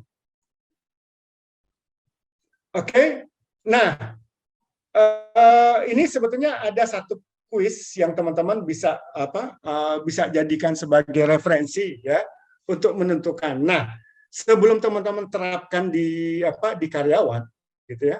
Oke, Pak Yusran udah dapat ini nggak? Formnya ini nggak? Sudah, Bapak. Sudah, Pak. Sudah, ya? Sudah, Oke. Nah, teman-teman kalau mau mengisi juga nanti bisa. Cuma cara mengisinya seperti apa saya akan jelaskan, gitu ya. Nah, ini sebetulnya salah satu form yang sudah lama, tapi teman-teman bisa jadikan sebagai patokan. Di sini saya minta untuk teman-teman aja dulu sebagai manajer atau sebagai individu atau sebagai seseorang yang bekerja sekarang, ya. Nah, di sini teorinya adalah mengatakan bahwa ada 10 hal yang mempengaruhi motivasi kita dalam bekerja, ya. Nah, kita lihat apa aja 10 itu, yaitu di sini dikatakan adalah kondisi kerja yang baik, ya. Jadi ada orang yang memang lebih termotivasi dan dia akan termotivasi bekerja atau bersemangat kerja atau puas akan bekerja karena kondisi kerja yang baik, ya. Yang B itu adalah sistem dan peraturan perusahaan yang adil. Mungkin ini lebih kepada peraturan manajemen yang adil, gitu ya. Kemudian yang C itu adalah kesempatan untuk berkembang, ya. Ada opportunity untuk growth, ada opportunity untuk dipromosi, ada opportunity untuk lebih baik, gitu ya. Kemudian yang D itu adalah prestasi dan tantangan. Jadi dia bekerja karena di perusahaan itu memberikan kesempatan ada untuk meraih prestasi dan kemudian menghadapi tantangan, ya. Yang itu adalah pekerjaan yang menarik dan memuaskan, ya. Mungkin pekerjaan yang sesuai dengan passion-nya yang kata anak sekarang, gitu ya. Kemudian yang F itu pengembangan diri, pengembangan dari atasan, ya. Atau artinya di sini adalah kesempatan pemimpin adalah untuk memberikan kesempatan dia untuk berkembang. Kemudian yang G itu gaji dan tunjangan yang baik, ya. Yang H itu tanggung jawab, ya, yang diberikan, ya. Kemudian menuju manajemen yang baik, mungkin agak beda. Kalau manajemen lebih ke organisasinya, kalau yang tadi itu adalah lebih kepada peraturan atau sistemnya, dan terakhir adalah rekan kerja yang bersahabat. Jadi ini sebetulnya ada 10 hal yang memotivasi. Nah, sementara teman-teman, kalau teman-teman akan gunakan, coba aja nanti. Cara mengisinya adalah gini. Kita mulai dari, ya, A dan A ini kan nggak bisa kita pilih. Jadi sebetulnya faktor A kondisi kerja yang baik dengan B yang kita bisa pilih. Jadi di row pertama ini cara mengisinya adalah dibandingkan teman-teman disuruh pilih di antara dua faktor ini, ya, kondisi kerja yang baik atau sistem peraturan dan perusahaan yang adil, teman-teman lebih milih yang mana? Jadi teman-teman pilih satu, ya. Kalau teman-teman mengatakan, oh, di dua faktor ini saya lebih milih A atau memilih B, sehingga teman-teman di sini isi dengan A atau B. Jadi di sini A atau B, ya. Begitu seterusnya. Jadi A dengan C, teman-teman nanti dibandingkan kondisi kerja yang baik dibandingkan kesempatan untuk berkembang, teman-teman pilih yang mana, A atau C. Sehingga semua kolom ini ya terisi dengan huruf-huruf yang menggambarkan faktor-faktor yang mempengaruhi teman-teman. Nah, terakhir bagaimana? Ya, teman hitung aja mulai dari A. Ada berapa A yang ada di sini semuanya, ya. Kemudian terus skornya berapa? Ya, kemudian yang B berapa skornya? Jadi B ini di sini skornya berapa? C skornya berapa? D skornya berapa? E skornya berapa? F dan seterusnya. Nah, bagaimana kita melihat? Mungkin teman-teman nanti dapat jawaban dari pilihan-pilihan. Nah, ini kuncinya teman-teman benar-benar jujur dengan diri sendiri ya. Maksudnya karena kan teman-teman isi sendiri kan. Jadi teman-teman bisa nyadari nanti sebetulnya faktor yang motivasi saya dalam bekerja saat ini ya apa? Mana dia? Jadi huruf yang terbanyak yang teman-teman pilih, berarti itulah faktor utama yang memicu teman-teman, yang motivasi teman-teman untuk pekerjaan saat ini. Mungkin aja teman-teman adalah orang yang sangat mementingkan kondisi kerja. Atau teman-teman yang lebih mementingkan pada jumlah gaji, dan lain-lain. Gitu ya. Nah, di samping teman-teman sendiri, teman-teman bisa terapkan juga ini nanti. Ya, gunakan aja nanti ke karyawan. Cuman ya, apakah yang A, B sampai J ini masih cocok nggak dengan kebutuhan dari karyawan teman-teman? Jadi teman-teman bisa ganti nih. Contohnya ya A, B, C, D ini teman-teman ganti dengan faktor-faktor yang lain karena teman-teman sendiri yang tahu tentang karyawan teman-teman. Ya, apakah harus 10? Nggak harus. Kira-kira menurut teman-teman yang akan mempengaruhi mereka apa saja? Nah, kalau seandainya semua faktor ini teman-teman, oh ini cocok buat mereka, ya kasih ke mereka, ya suruh mereka isi. Ya. Paling kurang ya ini bisa mendapatkan gambaran buat teman-teman, ya kira-kira masing-masing itu sebetulnya apa faktor yang paling memicu dia di dalam bekerja saat ini. Nah, apa kira-kira tantangannya dalam kuis ini? Ya, yang paling sulit dari pengalaman saya adalah bagaimana meyakinkan mereka untuk bisa mengisi ini secara jujur, ya, secara jujur. Jadi triknya kadang-kadang saya bilang ini your confidential, ya. Kemudian nanti kalian saya minta aja 5 faktor yang paling utama dari hasil ini, kemudian tanpa nama. Nah, paling kurang saya dapat gambaran, ya. Kira-kira dari sekian karyawan saya, ya, yang paling banyak memilih itu apa? Sehingga saya dapat gambaran suasana kerja itu, oh karyawan saya itu ternyata sebagian besar termotivasi karena apa? Jadi 5 aja, nggak harus 10 atau apa. Silakan teman-teman. Jadi ini salah satu tool sederhana yang bisa teman-teman gunakan di dalam untuk melihat gambaran suasana dari karyawan teman-teman. Oke? Ada yang sudah mengisi nggak kira-kira teman-teman? Ada yang sudah mengisi? Iya, baik Pak. Nampaknya quiz motivation-nya sangat menarik sekali ini ya Pak ya. Mungkin kita boleh coba satu sampel nih Pak dari rekan-rekan. Biar semakin semangat kita belajar mengenai motivasi. Silakan ya Bapak ya. Atau mungkin ada yang mau raise hand untuk menjadi volunteer. Terima kasih. Siapa kira-kira? Silakan.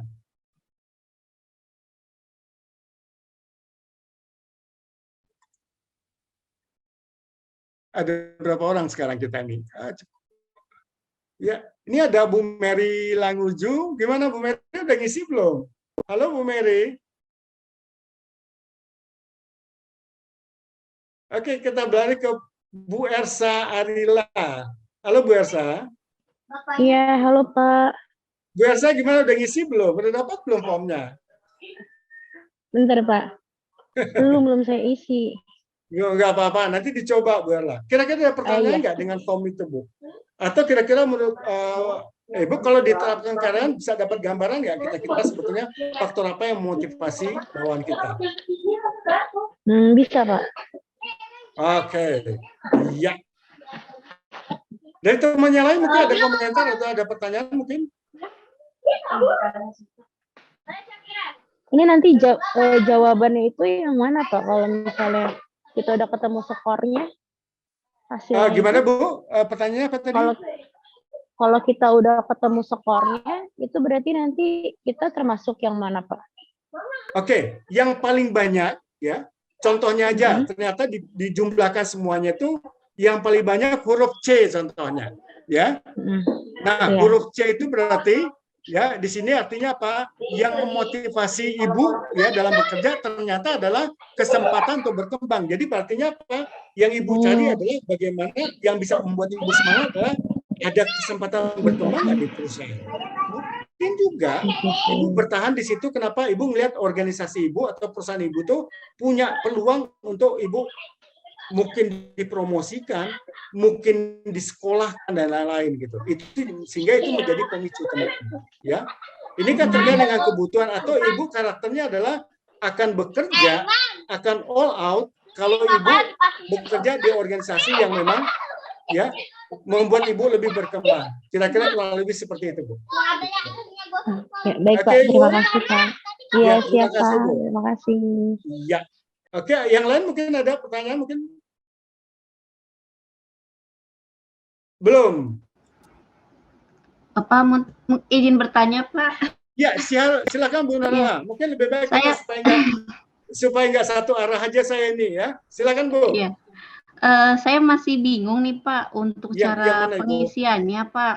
Kan kalau misalnya tadi di kolom B kita bisa milih antara A dan B. Nah untuk kolom-kolom yang selanjutnya di situ kan ada yang lebih dari satu. Nah itu bagaimana cara pengisiannya Pak? Oke, kita gini. Ibu kelihatan nggak kursor saya Bu?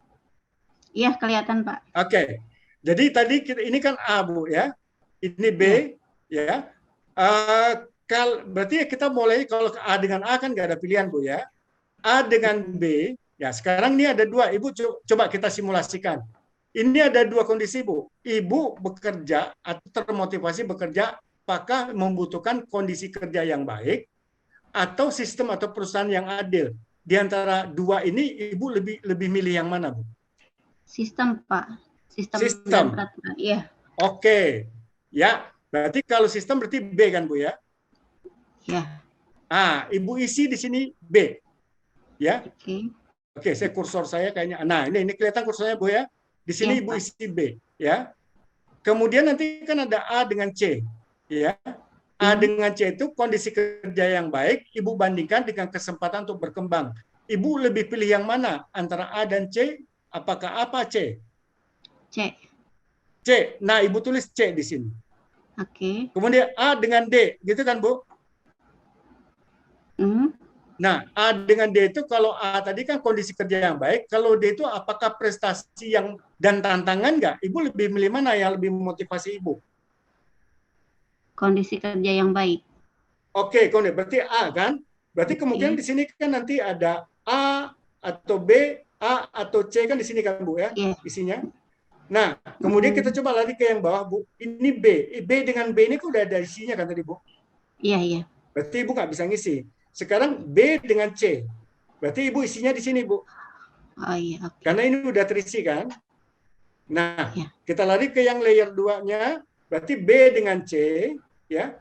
B dengan D, B dengan E. Berarti kemungkinan jawabannya mungkin B semua bisa juga. Atau B ada di sini Ibu pilih di sini, oh enggak, B ini D gitu ya. Kemudian ini B lagi dan lain-lain. Nah, ini pasti akan terisi dengan pilihan-pilihan tadi, Bu. Betul nggak Bu Nala? Iya betul Pak. Nah sekarang untuk skornya Pak. Skornya Ibu hitung nanti, hitung dari A dulu Bu. Jadi A itu kan di sini nih Bu. Garis pertama ini kan A. Oh iya. Ibu hitung semuanya, A itu ada berapa? 1, 2, 3, 4, 5, 6, 7 gitu ya. Dari semua ini Ibu hitung A aja. A itu isinya di mana? Di sini Bu. Oke. Kemudian yang berikutnya kan B. Hitung B. Ada berapa? Isi di sini. Kalau nggak ada yang milih B, ya kosong, Bu. Oke, Pak. Oke. C dan lain-lain. Pasti ini sih isinya pasti kolom A, B, C, D, E. Nah, kita menghitung mana huruf yang paling banyak. Ya. Itu adalah faktor yang paling memotivasi Ibu. Sampai mana huruf yang paling, mungkin ada yang nggak ada gitu. Berarti faktor-faktor itu contohnya, ya. H. Pas dihitung kok nggak ada H. H ini kosong gitu ya. Berarti tanggung jawab dan yang diberikan ini bukan merupakan hal yang memotivasi Ibu dalam bekerja. Gitu. Nanti Ibu akan dapat gambaran, oh, lihat aja 5 hal. Ini kan ada 5 hal yang paling motivasi Ibu apa? Kira-kira cocok nggak dengan pengalaman Ibu selama ini? Gitu. Kalau Ibu memang berdasarkan apa yang Ibu alami. Gitu. Kira-kira seperti Ibu Nurel. Gimana Bu? Terima kasih banyak Pak. Sudah ada gambaran, sudah jelas sekali Pak. Terima kasih. Oke. Ya, alright. Nanti kalau Ibu umpamanya mau ini, kirim ke ini aja Bu, ke Atria aja Bu. Ini pertanyaannya nanti, gitu Bu. Iya, baik Pak. Nanti akan kita tampung ya Pak ya. Jadi boleh juga rekan-rekan jikalau ada pertanyaan lanjutan mengenai quiz motivation ini, boleh japri ke admin nanti langsung. Iya, makasih. Silakan Pak. Oke, saya lanjutkan dulu ya. Nah, sekarang tiba kita menyimpulkan dulu sejauh ini apa ya. Saya mungkin akan sharing dengan teman-teman dulu ya, sebetulnya pengen tahu kira-kira pendapat teman-teman sejauh mana dari apa yang sudah kita bahas, atau teman-teman apa yang bisa disimpulkan dari yang kita bahas hari ini ya. Saya coba sebentar. Kita ada berapa di sini semuanya nih, ada 13 ternyata ya. Ya, saya bantu panggilkan namanya Pak. Halo? Iya, saya bantu panggilkan namanya mungkin biar kita boleh, bisa boleh. ya halo-halo nih teman-teman nih. Semoga masih pada semangat. Oke, di sini ada Mbak Hafni Indah nih. Halo Mbak Hafni, mungkin boleh duluan nih Mbak Hafni. Silakan Bapak. Iya, oke Mbak Hafni. Iya Bapak, terima kasih sebelumnya Pak atas ilmunya malam ini. Sharing juga. Saya sangat tertarik dengan quiz motivation tadi loh Pak. Sederhana sih Bu, tapi kayaknya buat saya sih seneng sih ngelakuinnya gitu. Iya, dan itu kan untuk indikatornya itu bisa kita ganti sesuai dengan boleh. kondisi ya Pak ya. Betul, betul. Ya, kondisi yang ada di lapangan gitu. Ya, sejauh ini yang bisa saya ambil tentang apa ya, sharing pembelajaran malam ini mungkin banyak faktor yang memotivasi diri kita ya, maksudnya personal. Ya, kita juga mungkin yang posisinya sebagai leader atau sebagai manajer itu harus mampu memberi apa ya, motivasi buat anggota, buat staff, buat bawahan, terutama untuk memberi kenyamanan kerja ya, memberi kenyamanan kerja baik untuk diri kita maupun untuk staff di lingkungan kita. Itu salah satunya yang bisa diambil. Sorry. Ya. Oke, Bu Hafni, gini. Kalau tadi kan saya mengatakan lebih umum sifatnya ya. Ya. Dari pengalaman Bu Hafni sendiri, sebetulnya faktor apa yang paling sulit di dalam memotivasi karyawan yang Bu Hafni alami selama ini? Kebetulan saya juga seorang pegawai negeri sipil ya Pak. Jadi seringkali dihadapkan dengan sikap kerja dari bawahan itu, ya udahlah kita kerja begini aja juga nanti dapat gajinya segitu-gitu aja gitu kan. Jadi mungkin agak berbeda dengan yang bekerja di swasta mungkin. Kalau bekerja di swasta mungkin ada penilaian khusus ya buat prestasi seperti itu. Tapi kalau untuk yang di pegawai negeri sipil itu lebih apa ya? Menurut saya lebih agak sulit untuk memotivasi staf yang memang ya udahlah standar aja kerja, nanti toh juga dapatnya sama seperti itu. Jadi banyak sih yang kita lihat masih agak sulit dari yang memiliki pendirian seperti itu gitu Pak. Oke, jadi Bu mungkin saya bisa simpulkan. Jadi bekerja di government dengan bekerja di swasta, ya, karakter manajer kita mungkin agak berbeda ya Bu ya. Betul. Betul.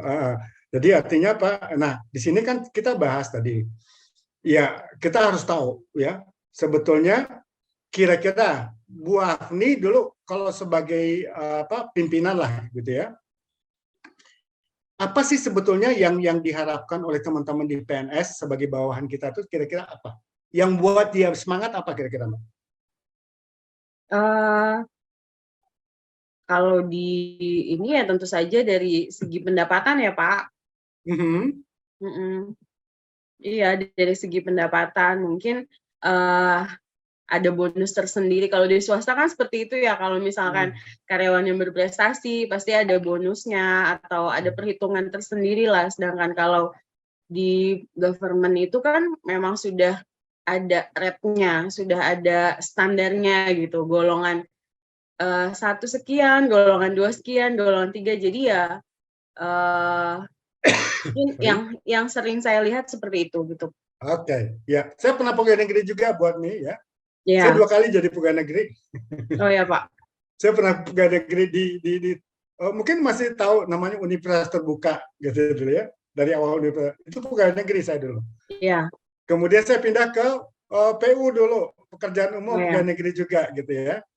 Nah, pengalaman saya biasa kalau saya teman-teman yang curhat dengan pegawai negeri, saya katakan gini, coba kalian lihat ya, apa benefitnya sebagai pegawai negeri, coba. Saya katakan gini, kalau saya pegawai negeri, saya bertahan di pegawai negeri, satu benefit yang saya adalah saya harus belajar terus karena dibayarin kan. Betul. Gitu. Jadi ya kita harus tahu sebagai pegawai negeri itu apa benefit yang bisa kita dapatkan gitu. Ya pegawai negeri kecenderungannya adalah semangatnya belajar terus, kalau bisa belajar lagi gitu, sehingga karirnya naik gitu. Nah, memang kita beli wawasan ke mereka. Nah, kalau di swasta beda lagi gitu. Karena kompetisinya beda. Jadi teman-teman di sini mungkin ada yang dari swasta, ada yang di negeri, memang karakter kita harus berbeda menghadapi mereka. Yang jelas ya, banyak faktor yang mempengaruhi mereka gitu ya. Contohnya saya katakan, oke, apa sih untung jadi pegawai negeri? Aman. Betul kan, Bu? Betul. Ya, lagi pandemik nggak usah khawatir, kami potong berapa sih gitu ya. Nah, hal ini yang kita harus, makanya saya bilang kalau saya jadi manajer biasanya ini saya suka ngobrol sama mereka gitu ya. Saya suka ngobrol sama mereka dan biasanya Bu Awi, kadang-kadang motivasi kita saat ngobrol dengan mereka, hangout dengan mereka itu jauh lebih ampuh daripada kita meeting loh, gitu. Biasa gitu, ya. Itu dari strategi saya. Jadi teman-teman mungkin punya strategi sendiri gitu ya. Jadi sampai sekarang ini memotivasi bawahan itu buat saya masih PR, ya.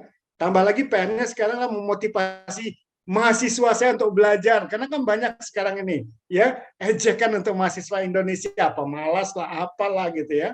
Gitu. Oke, mungkin itu mungkin satu lagi dari Bapak, Bu Eni, kira-kira boleh. Siapa yang kita minta simpulkan deh? Oke, kita pilih lagi ya Pak ya. Ya. Bapak Budi Taruma, apakah? Halo, Bapak Halo, Budi Pak Taruma. Budi. Iya, Pak Budi Taruma deh kayaknya sih. Iya, nampaknya off cam ya. Pak Budi. Oke, kita pilih lagi satu lagi ya Mbak Sita ya. Iya, boleh. Iya, silakan. Oke, Mbak Sita. Iya, Bapak. Izin, Mbak Pak. Sita ngomong-ngomong di mana ini? Di daerah mana tinggalnya? Saya di daerah Tebet, Bapak, izin. Oh, Tebet. Saya di Sawangan, Mbak Ita. Oke, silakan Mbak Sita. Kira-kira apa yang bisa dirangkum dari apa yang kita bahas hari ini, sampai di slide ini? Izinin Bapak, karena juga saya kebetulan sebagai seorang pegawai negeri sipil, sama dengan Bu Hafni dan Pak Yusdan, seperti itu. Sebenarnya saya sih untuk materi ini kan lebih ke motivasi pegawai ya Pak, maksudnya pimpinan dan ke stafnya seperti itu. Betul. Sebenarnya sih kalau pengalaman di tempat kerja saya lebih ke antar staff gitu. Bagaimana karena lebih banyak permasalahan itu antar staff seperti itu. Kayak seperti yang Ibu Hafri sampaikan sebelumnya. Memang sih ada sih permasalahan untuk antar pimpinan dan staff. Cuma kalau karena saya masih di level staff, jadi saya merasakan itu mana kan beban kerja yang tidak seimbang misalnya seperti itu antara dengan rekan kerja saya dan saya gitu, maksudnya sebagai sama-sama kita masih sama-sama level staff gitu. Level staff, tapi beban kerjanya itu berbeda gitu, seperti itu. Makanya saya sih jadi pengen tahu gitu bagaimana untuk ini kan kalau yang Bapak materi yang disampaikan sebagai antar manajer lah, Bu. ya siap antar pimpinan dan staf, karena saya pengen tahu kalau untuk antar sesama staf itu bagaimana, karena ya itu beban kerja yang berbeda tapi level kita sama, sebenarnya agak menurunkan motivasi kita sendiri gitu untuk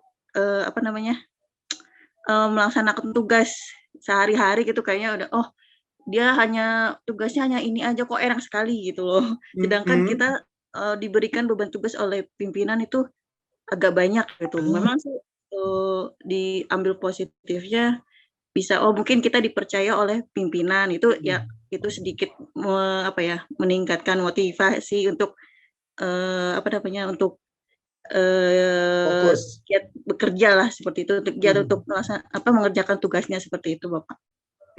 Oke. Sebetulnya kita agak ganti topik sedikit sebentar aja, Mbak Sita ya. Oke. Pertanyaan saya, coba sebutkan Mbak Sita 2 hal positif ya di posisi Mbak Sita bekerja sekarang. Kira-kira apa? Kalau menurut saya di tempat di saya kerja ini cukup menarik ya Bapak, karena saya bisa berhubungan dengan orang luar.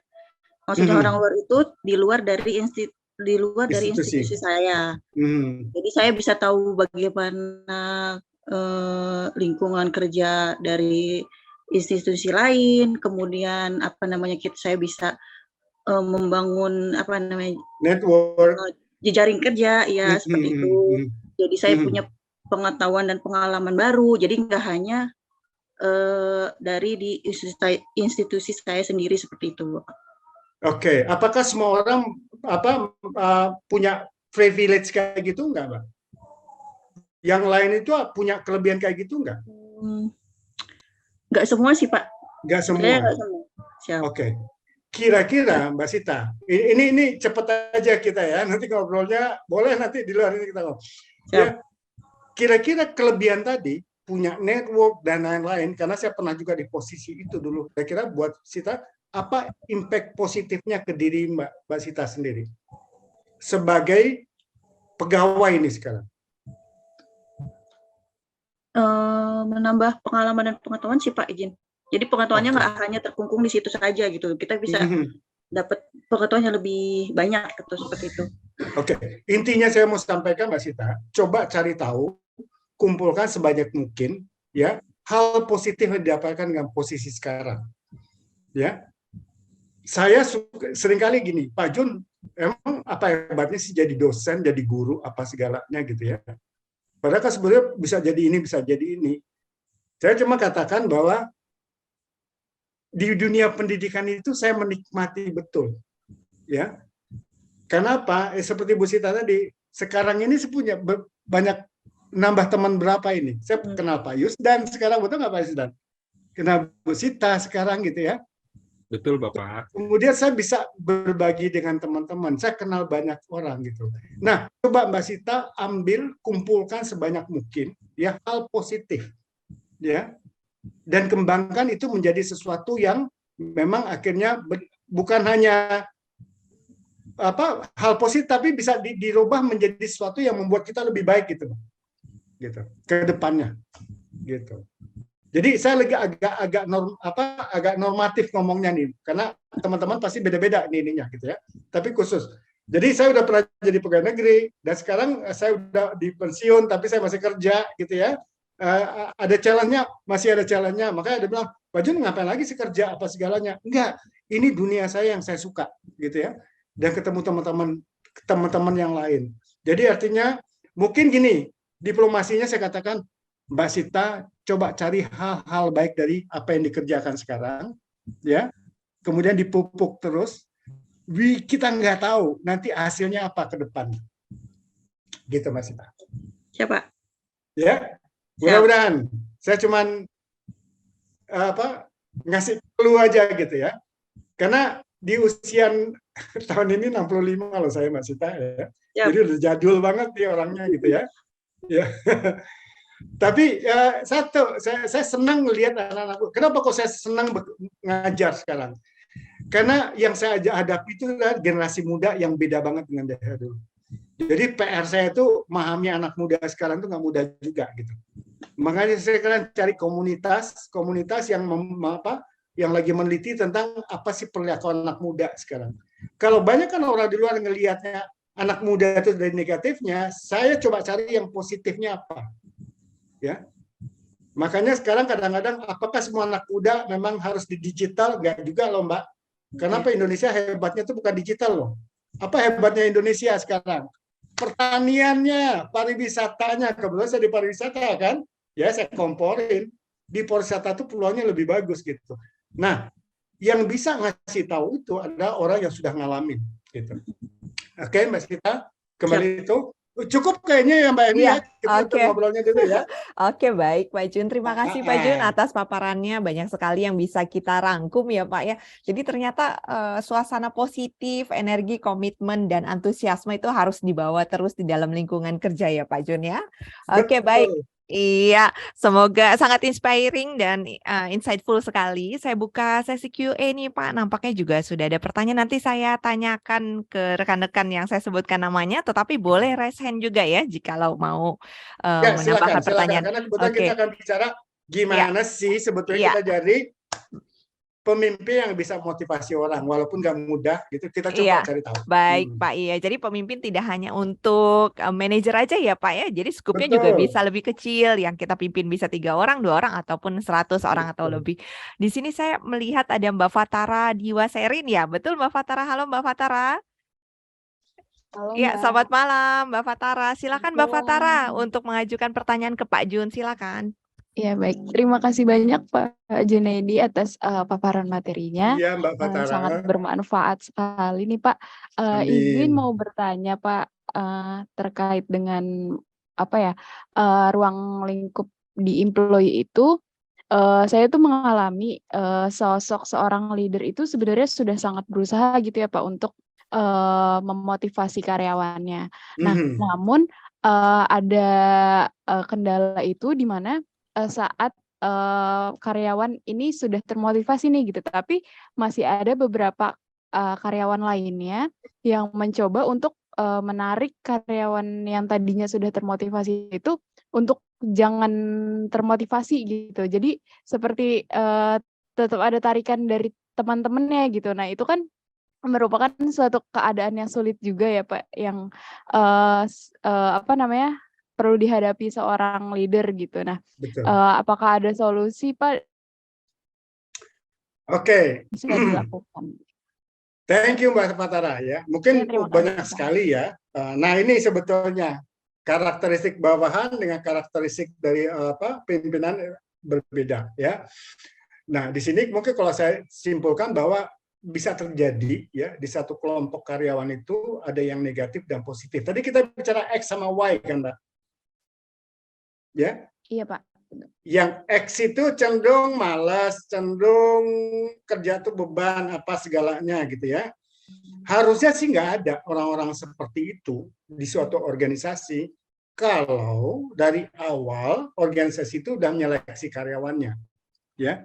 Apalagi ada individu-individu yang memang ya bisa saya katakan adalah bisa meracuni karyawan lain yang berbuat lebih baik. Nah biasanya ya itu menjadi PR kita dan itu harusnya adalah gini, satu, teman-teman sebagai manajer jangan naif ya, harus akui itu ada ya. Yang kedua, sebagai manajer berarti saya nggak tahu jumlahnya berapa dan biasanya itu minoritas ya. Nah teman-teman cari tahu dulu ya, orang-orang yang walaupun minoritas tapi kadang-kadang pengaruhnya negatifnya juga cukup masif gitu, itu dijadikan sebagai PR. Satu, berikan perhatian ke dia, diskusi dengan dia, dan cari tahu kenapa dia begitu. Biasanya ada hal-hal tertentu yang dia tidak puas dengan kondisinya. Ya, biasanya begitu. Karena selalu ada sebab akibat, Mbak Fatara.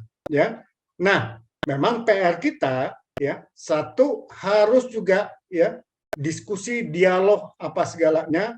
Nah, ini kenapa perlu itu? Kita kan ngomong motivasi aja sebetulnya ya.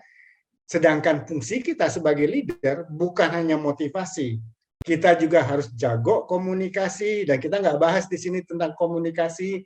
Kita juga harus jago tentang yang kita sebut dengan bukan hanya komunikasi, tapi berpikir kritis. Ya, apa itu berpikir kritis?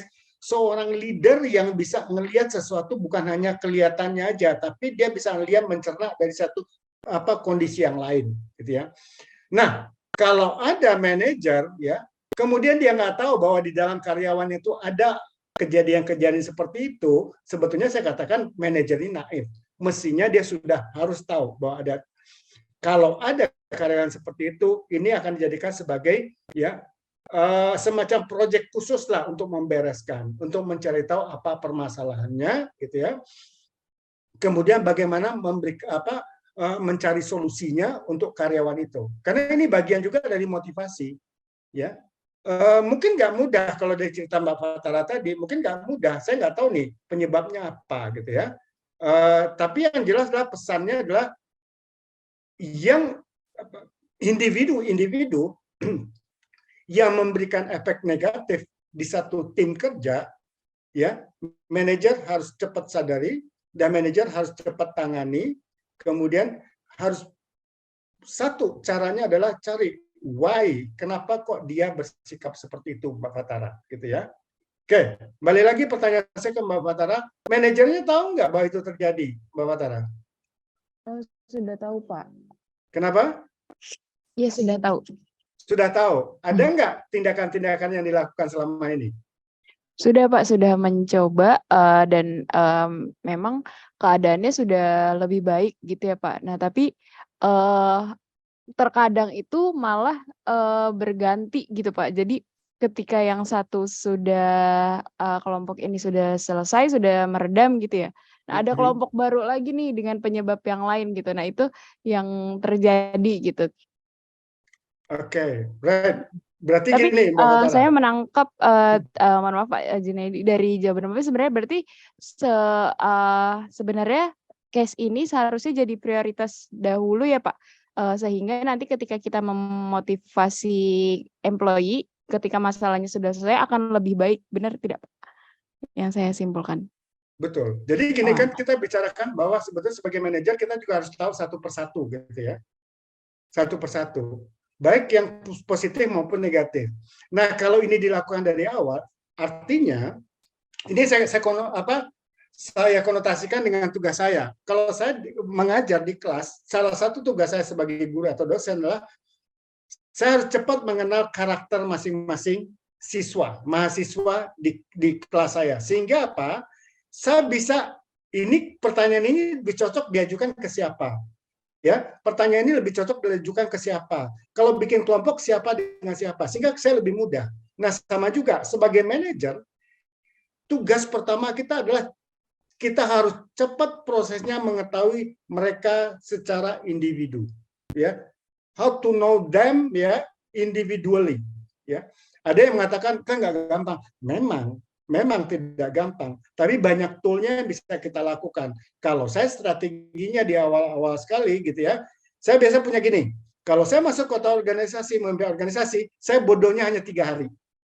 Ya, lebih dari 3 hari, saya harus sama pengetahuan saya tentang setiap orang di situ dengan orang yang sudah bekerja 10-20 tahun. Itu PR saya. Kenapa? Dengan mengetahui mereka secara pribadi, itu kan banyak cara, apalagi sekarang bisa melalui Facebooknya, bisa melalui apa. Paling kurang kita dapat gambaran si A, si B, si C. Dan ingat juga sebagai manajer ya, nggak selalu semua orang itu pro dengan kita, pasti ada kontra dengan kita. Dan dua-duanya itu memberikan efek yang baik ke kita. Kenapa? Yang pro adalah bagaimana dia mensupport kita, bagaimana kita juga minta advice ke dia. Yang kontra adalah bagaimana dia mengkritik kita, berarti kita mesti punya kelemahan. Ini tagline-nya itu gampang disebutkan loh Mbak Fatara, tapi dalam dijalankan ya itu nggak mudah. Jadi artinya apa? Seorang manajer yang baik adalah sangat terbuka dengan segala kemungkinan. dia bisa menghadapi orang yang setuju dengan dia dan orang yang tidak setuju dengan dia, gitu. Kurang lebih seperti itu. Ya, jadi kembali lagi, dari awal kita harus mengenal individu-individu itu, kira-kira mana yang punya potensi jadi perusak nih, mana yang punya potensi jadi pemimpin, mana yang punya potensi sebagai follower, karena karakter kita tuh beda-beda. Sehingga dalam memberikan pekerjaan kita juga tahu, kalau ini jagonya sini, kalau ini jagonya di sini. Makanya dalam manajemen organisasi kadang-kadang kelemahannya apa ya di dalam perusahaan, karena dalam rekrutmennya massal ya, kemudian kompetensi masing-masing tidak sesuai dengan job description yang ditentukan. Itu terjadi di mana-mana. Karena itu tugas kita sebagai manajer yang memberesin kelemahan dari organisasi itu kita. Jadi tugas kita itu memang bagaimana organisasi yang tidak baik menjadi baik gitu, dengan kemampuan memimpin kita gitu. Kurang lebih itu Mbak Fatara. Kira-kira gimana? Bisa menjawab nggak itu? Sangat-sangat menjawab, Pak. Oke. Jadi Terima kasih banyak ya, Pak. Jangan sampai Mbak Fatara mengatakan itu susah banget jadi manajer, jadi pemimpin. Enggak, Mbak. Ya, enggak susah gitu ya. Cuma memang kita harus perkuat diri kita gitu ya. Dan ya memang kita, dan buat saya itu menjadi seni jadinya ya, menjadi challenge betul, Pak. gitu. Bisa nggak? Memang iya, betul. Challenge jadi seorang leader seperti itu memang ya, Pak. Terima kasih banyak ya Pak atas jawabannya yang sangat membantu. Terima kasih kembali juga gitu ya. Mudah-mudahan sih membantulah sedikit gitu ya. Baik, terima kasih Mbak Fatara dengan Pak Jun. Pak, ada satu pertanyaan lagi nih dari Bapak Firja Rahman. Silakan ya Pak ya untuk on cam. Ya. Terima kasih. Ya, mungkin kita bisa mendengar industri lainnya. Terima kasih. Ya, terima kasih atas waktu yang diberikan. Iya, Pak Firza. Ya, Pak Junedi, ini saya ingin bertanya. Saya ini kan starter, Pak, punya usaha, dan pekerja saya ini nggak banyak. Mereka juga pendidikannya itu nggak tinggi. Jadi apa yang harus saya lakukan, Pak, jika suatu hari nanti mereka terjadi konflik gitu, karena salah satu pekerja saya itu ada yang keras kepala gitu. Tapi yang saya suka dari dia itu rajin orangnya. Nah, jadi gimana sih peran saya sebagai leader itu? Saya harus bagaimana gitu, Pak? Terima kasih. Oke. Jalan, sorry. Saya minum sebentar ya. Oke. Ya Pak Firza, ini startup ya? Iya, betul. Oke. Saya suka, sekarang seringkali nonton tentang kaum-kaum, usianya udah berapa tuh, Pak Firza? Saya 28, Pak. Enggak, apa staffnya tadi? Oh, rata-rata 20, Pak. 20, saya baru banget, ya. Oke. Right. 4 orang kan, dengan karakter yang berbeda? Iya. Oke. Masing-masing tahu nggak job desk-nya? Tahu, Pak. Oke. Karena kalau di startup itu kira-kira kan biasanya itu agile sekali kan ya proyeknya kan? Iya. Iya. Nah, keluhannya tadi salah satu adalah keras kepala itu keras kepala. Istilahnya artinya apa itu keras kepala? Jadi dia pengen menang sendiri gitu, Pak. Jadi kalau misalnya bertukar pikiran gitu, kadang satu ini nggak mau ngalah gitu. Ya, seperti itu. Impact-nya apa, Pak, buat teman-teman yang lain? Impact-nya jadinya ya pekerjaan jadi tidak selesai dengan tepat, Pak, dengan jadwal seperti itu. Oke. Ya. Pak Firza, selama ini apa yang dilakukan untuk yang bersangkutan? Selama ini saya sudah ngasih tahu dia untuk sabar gitu, Pak. Jadi kita kan bekerja dalam tim, jadi sama-sama bekerja dan sama-sama mencapai tujuan seperti itu. Oke. Iya. Dan itu masih terjadi? Iya, terkadang masih terjadi gitu. Jadi saya harus bagaimana gitu, Pak. Oke. Mungkin satu ya, staff itu biasanya mulai akan sadar kalau kita bisa menunjukkan resiko dari behavior dia terhadap dia maupun terhadap lingkungan. Kalau saya tanya kira-kira Pak Firza, apa kira-kira resiko kalau dia akan tetap begitu terhadap dirinya maupun terhadap lingkungan pekerjaan? mungkin impact-nya terhadap organisasi seperti apa, pernah dikasih gambaran nggak? Selama ini belum sih, Pak. Gimana? Selama ini belum. Belum. Ya. Mungkin gini, karena kalau menurut saya, karyawan biasanya akan mulai berpikir kalau tindakannya itu punya efek yang tidak menyenangkan buat dirinya sendiri. Dan kita sebagai manajer juga harus menjelaskan, kalau kamu berbuat seperti ini, impact-nya seperti ini. Kalau kamu berbuat ini, impact-nya seperti ini. Kira-kira. Tapi kita ngasih tahu itu juga dengan contoh-contoh ya Pak ya. Mungkin contohnya pengalaman ada yang sudah terjadi atau apa gitu ya. Kemudian impact terhadap dia, impact terhadap lingkungan, rugi untuk organisasi seperti apa. Kemudian kita nanti serahkan ke dia, kira-kira pendapatnya apa, pilihannya apa. Gitu. Jadi keputusannya itu tetap dari dia, Pak. Gitu. Kita hanya approve aja. Suatu saat, ya. Nah, saya mau tanya, sempat ngobrol sama dia mau berubah nggak kira-kira, Pak? Mau sih, Pak. Mau. Iya. Kira-kira apa janji dia sama Pak Firza? Ya, dia berusaha jadi lebih baik lagi, tapi kadang dia juga cerita kalau dia tidak suka dengan salah satu temannya itu, gitu. Nggak sukanya dijelaskan kenapa? Ya, karena berbeda pendapat, Pak. Oke, alright. Nah, ini sebetulnya panjang nih kalau kita mau ngobrolin Pak Firza. Ya. Satu, sebagai manajer, saya tekankan Pak Firza sebagai manajer, cari tahu Iya, oke. dirinya dia, ya. Kemudian yang kedua adalah ngobrol dengan dia, resikonya, Ya. resiko tindakan dia terhadap lingkungan dia, resiko tindakan dia terhadap diri dia, resiko tindakan dia juga terhadap Pak Firza sendiri, ya. Oke. Karena Pak Firza kan umpamanya akan terimbas dengan itu, berarti kan punya keputusan, ya. Ya. Sehingga nanti minta dia, kira-kira apa yang bisa kamu lakukan membuat suasana kita lebih baik, gitu ya. Ya. Nah, kalau bisa Pak Firza ngobrol sama dia itu jangan mengatakan oke, saya akan berubah lebih baik enggak. Pak Firza harus tahu juga kekurangannya apa. Ya, kekurangannya itu perilakunya seperti apa. Contohnya, saya lihat selama ini kamu kayaknya dalam ini suka berbeda pendapat, penyebabnya apa. Ya. Ya. Nah, kurang lebih seperti itu. Jadi artinya gini, kita coba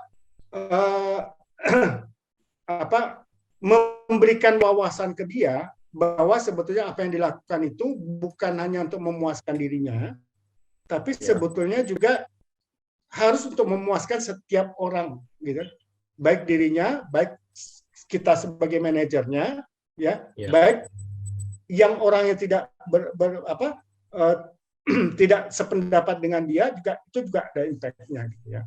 Oke, yang saya tahu adalah tentang startup itu sebetulnya itu sering terjadi, ya. Karena itu biasanya startup itu memang harus diajari dari awal adalah kemampuan berpikir kritis dan kemampuan untuk menerima open mind, gitu. Oke. Karena itu akan sering terjadi dalam proyek-proyek itu. Sehingga apa? Kompetensi yang paling penting dimiliki oleh anak-anak muda sekarang adalah kemampuan komunikasi untuk menyatakan pikirannya. Yang kedua, untuk menerima kritikan karena akan sering terjadi perbedaan karena kita menghadapi sesuatu yang nggak jelas ke depan. Ya. Yang ketiga adalah bagaimana kita untuk menyamakan persepsi untuk jadi kesatuan. Mungkin saya pikir Pak Firza mungkin perlu ngobrol sama mereka, tanya ke mereka. Oke, pekerjaan kita startup kan proyeknya kayak gini. Ya, kira-kira kendala-kendala apa yang akan kita hadapi? Coba masing-masing kira-kira apa kendalanya. Kalau kendalanya kita udah sepakati, kira-kira gimana cara kita untuk meredam kendala? Jangan satu orang, keempat-empatnya kasih PR mereka. Apa resikonya? Jadi Pak Firza, oke, kalau mereka udah sepakat, nanti komitmennya apa? Nanti biasa satu masalah selesai, akan muncul lagi nanti masalah lain, ya, kita lebatkan. Jadi artinya kita memberi kesempatan mereka untuk cari mengidentifikasi masalah yang akan terjadi, kemudian mereka punya kontribusi memecahkan masalah, kemudian mereka bisa komitmen, sehingga mungkin itu akan membuat komunikasi antara mereka akan lebih cair gitu. Oke, Pak. Kurang lebih seperti itu kalau saya amati tentang kerja-kerja di startup gitu ya. Karena kebetulan di kampus saya sekarang kan setiap mahasiswa bukan lagi PR-nya itu individu, PEN itu project based learning namanya. Ya, jadi setiap mahasiswa sekarang harus punya project dan cari hampir seperti startup itu. Dan saya lihat adalah ini.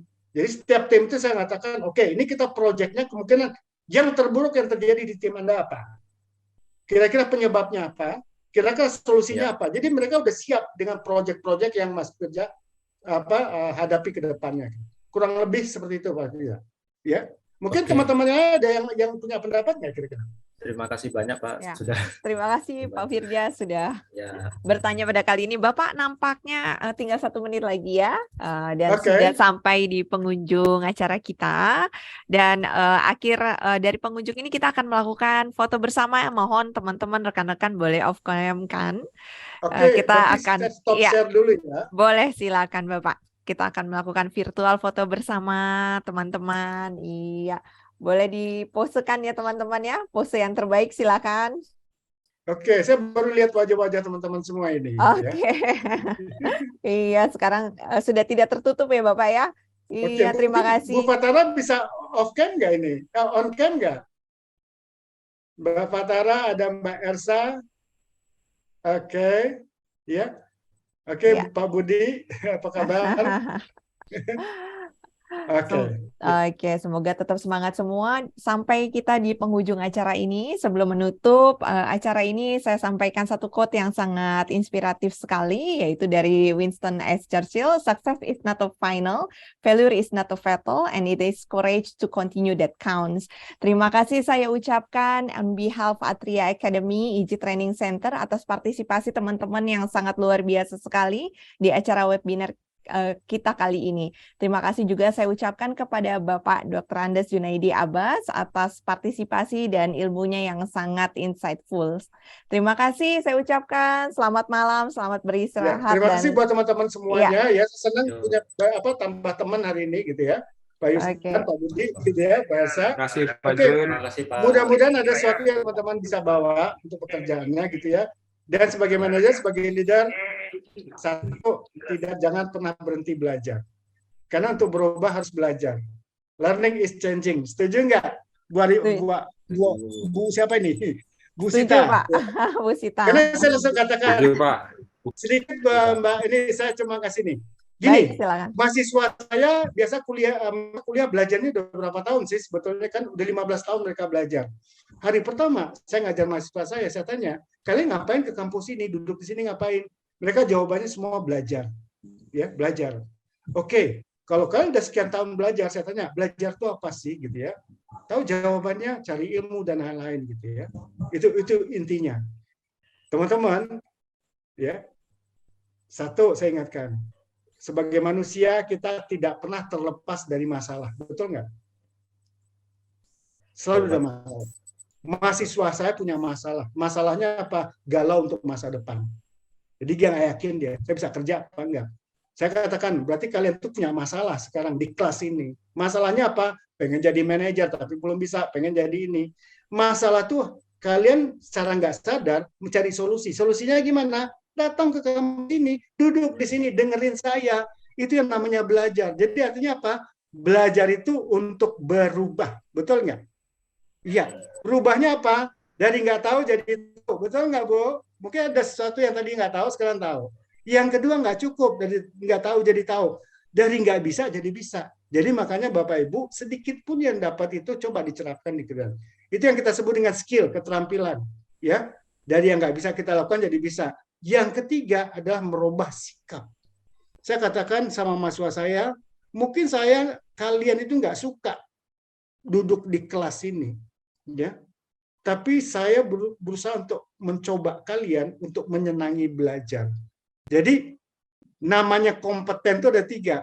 Pengetahuannya berubah, keterampilannya berubah, sikapnya berubah ke arah lebih positif. Sehingga intinya saya sampaikan ke teman-teman, belajar nggak kan? Selagi teman-teman punya masalah, pasti teman-teman cari solusi. Solusi itu hanya bisa dilakukan dengan cara cari tahu. Cari tahunya apa? Mungkin cari tahu ke pakarnya. Sehari ini kita juga mencari tahu gimana sih motivasi karyawan. So, learning is changing. Jadi selamat belajar teman-teman. Ini adalah long life learning. Oke, selamat malam buat semuanya. Ya. Terima kasih juga sama Mbak Eni ya dari Atria yang sudah memfasilitasi, dan saya memang senang sekali teman-teman sekarang paling kurang ya. Kita adakan nanti Mbak Eni ya dengan topik-topik yang berbeda ya. Baik. Silakan teman-teman Ya. yang mau ikut bergabung. Ya, saya serahkan ke Mbak Eni sekarang. Iya, baik. Terima kasih Bapak Ibu. Selamat malam saya ucapkan kembali dan selamat beristirahat. Mohon izinnya saya tutup untuk Zoom meeting kali ini. Terima kasih. Selamat malam. Selamat beristirahat. Selamat malam. Mbak Eni, Pak Junedi. Terima kasih Pak Jun.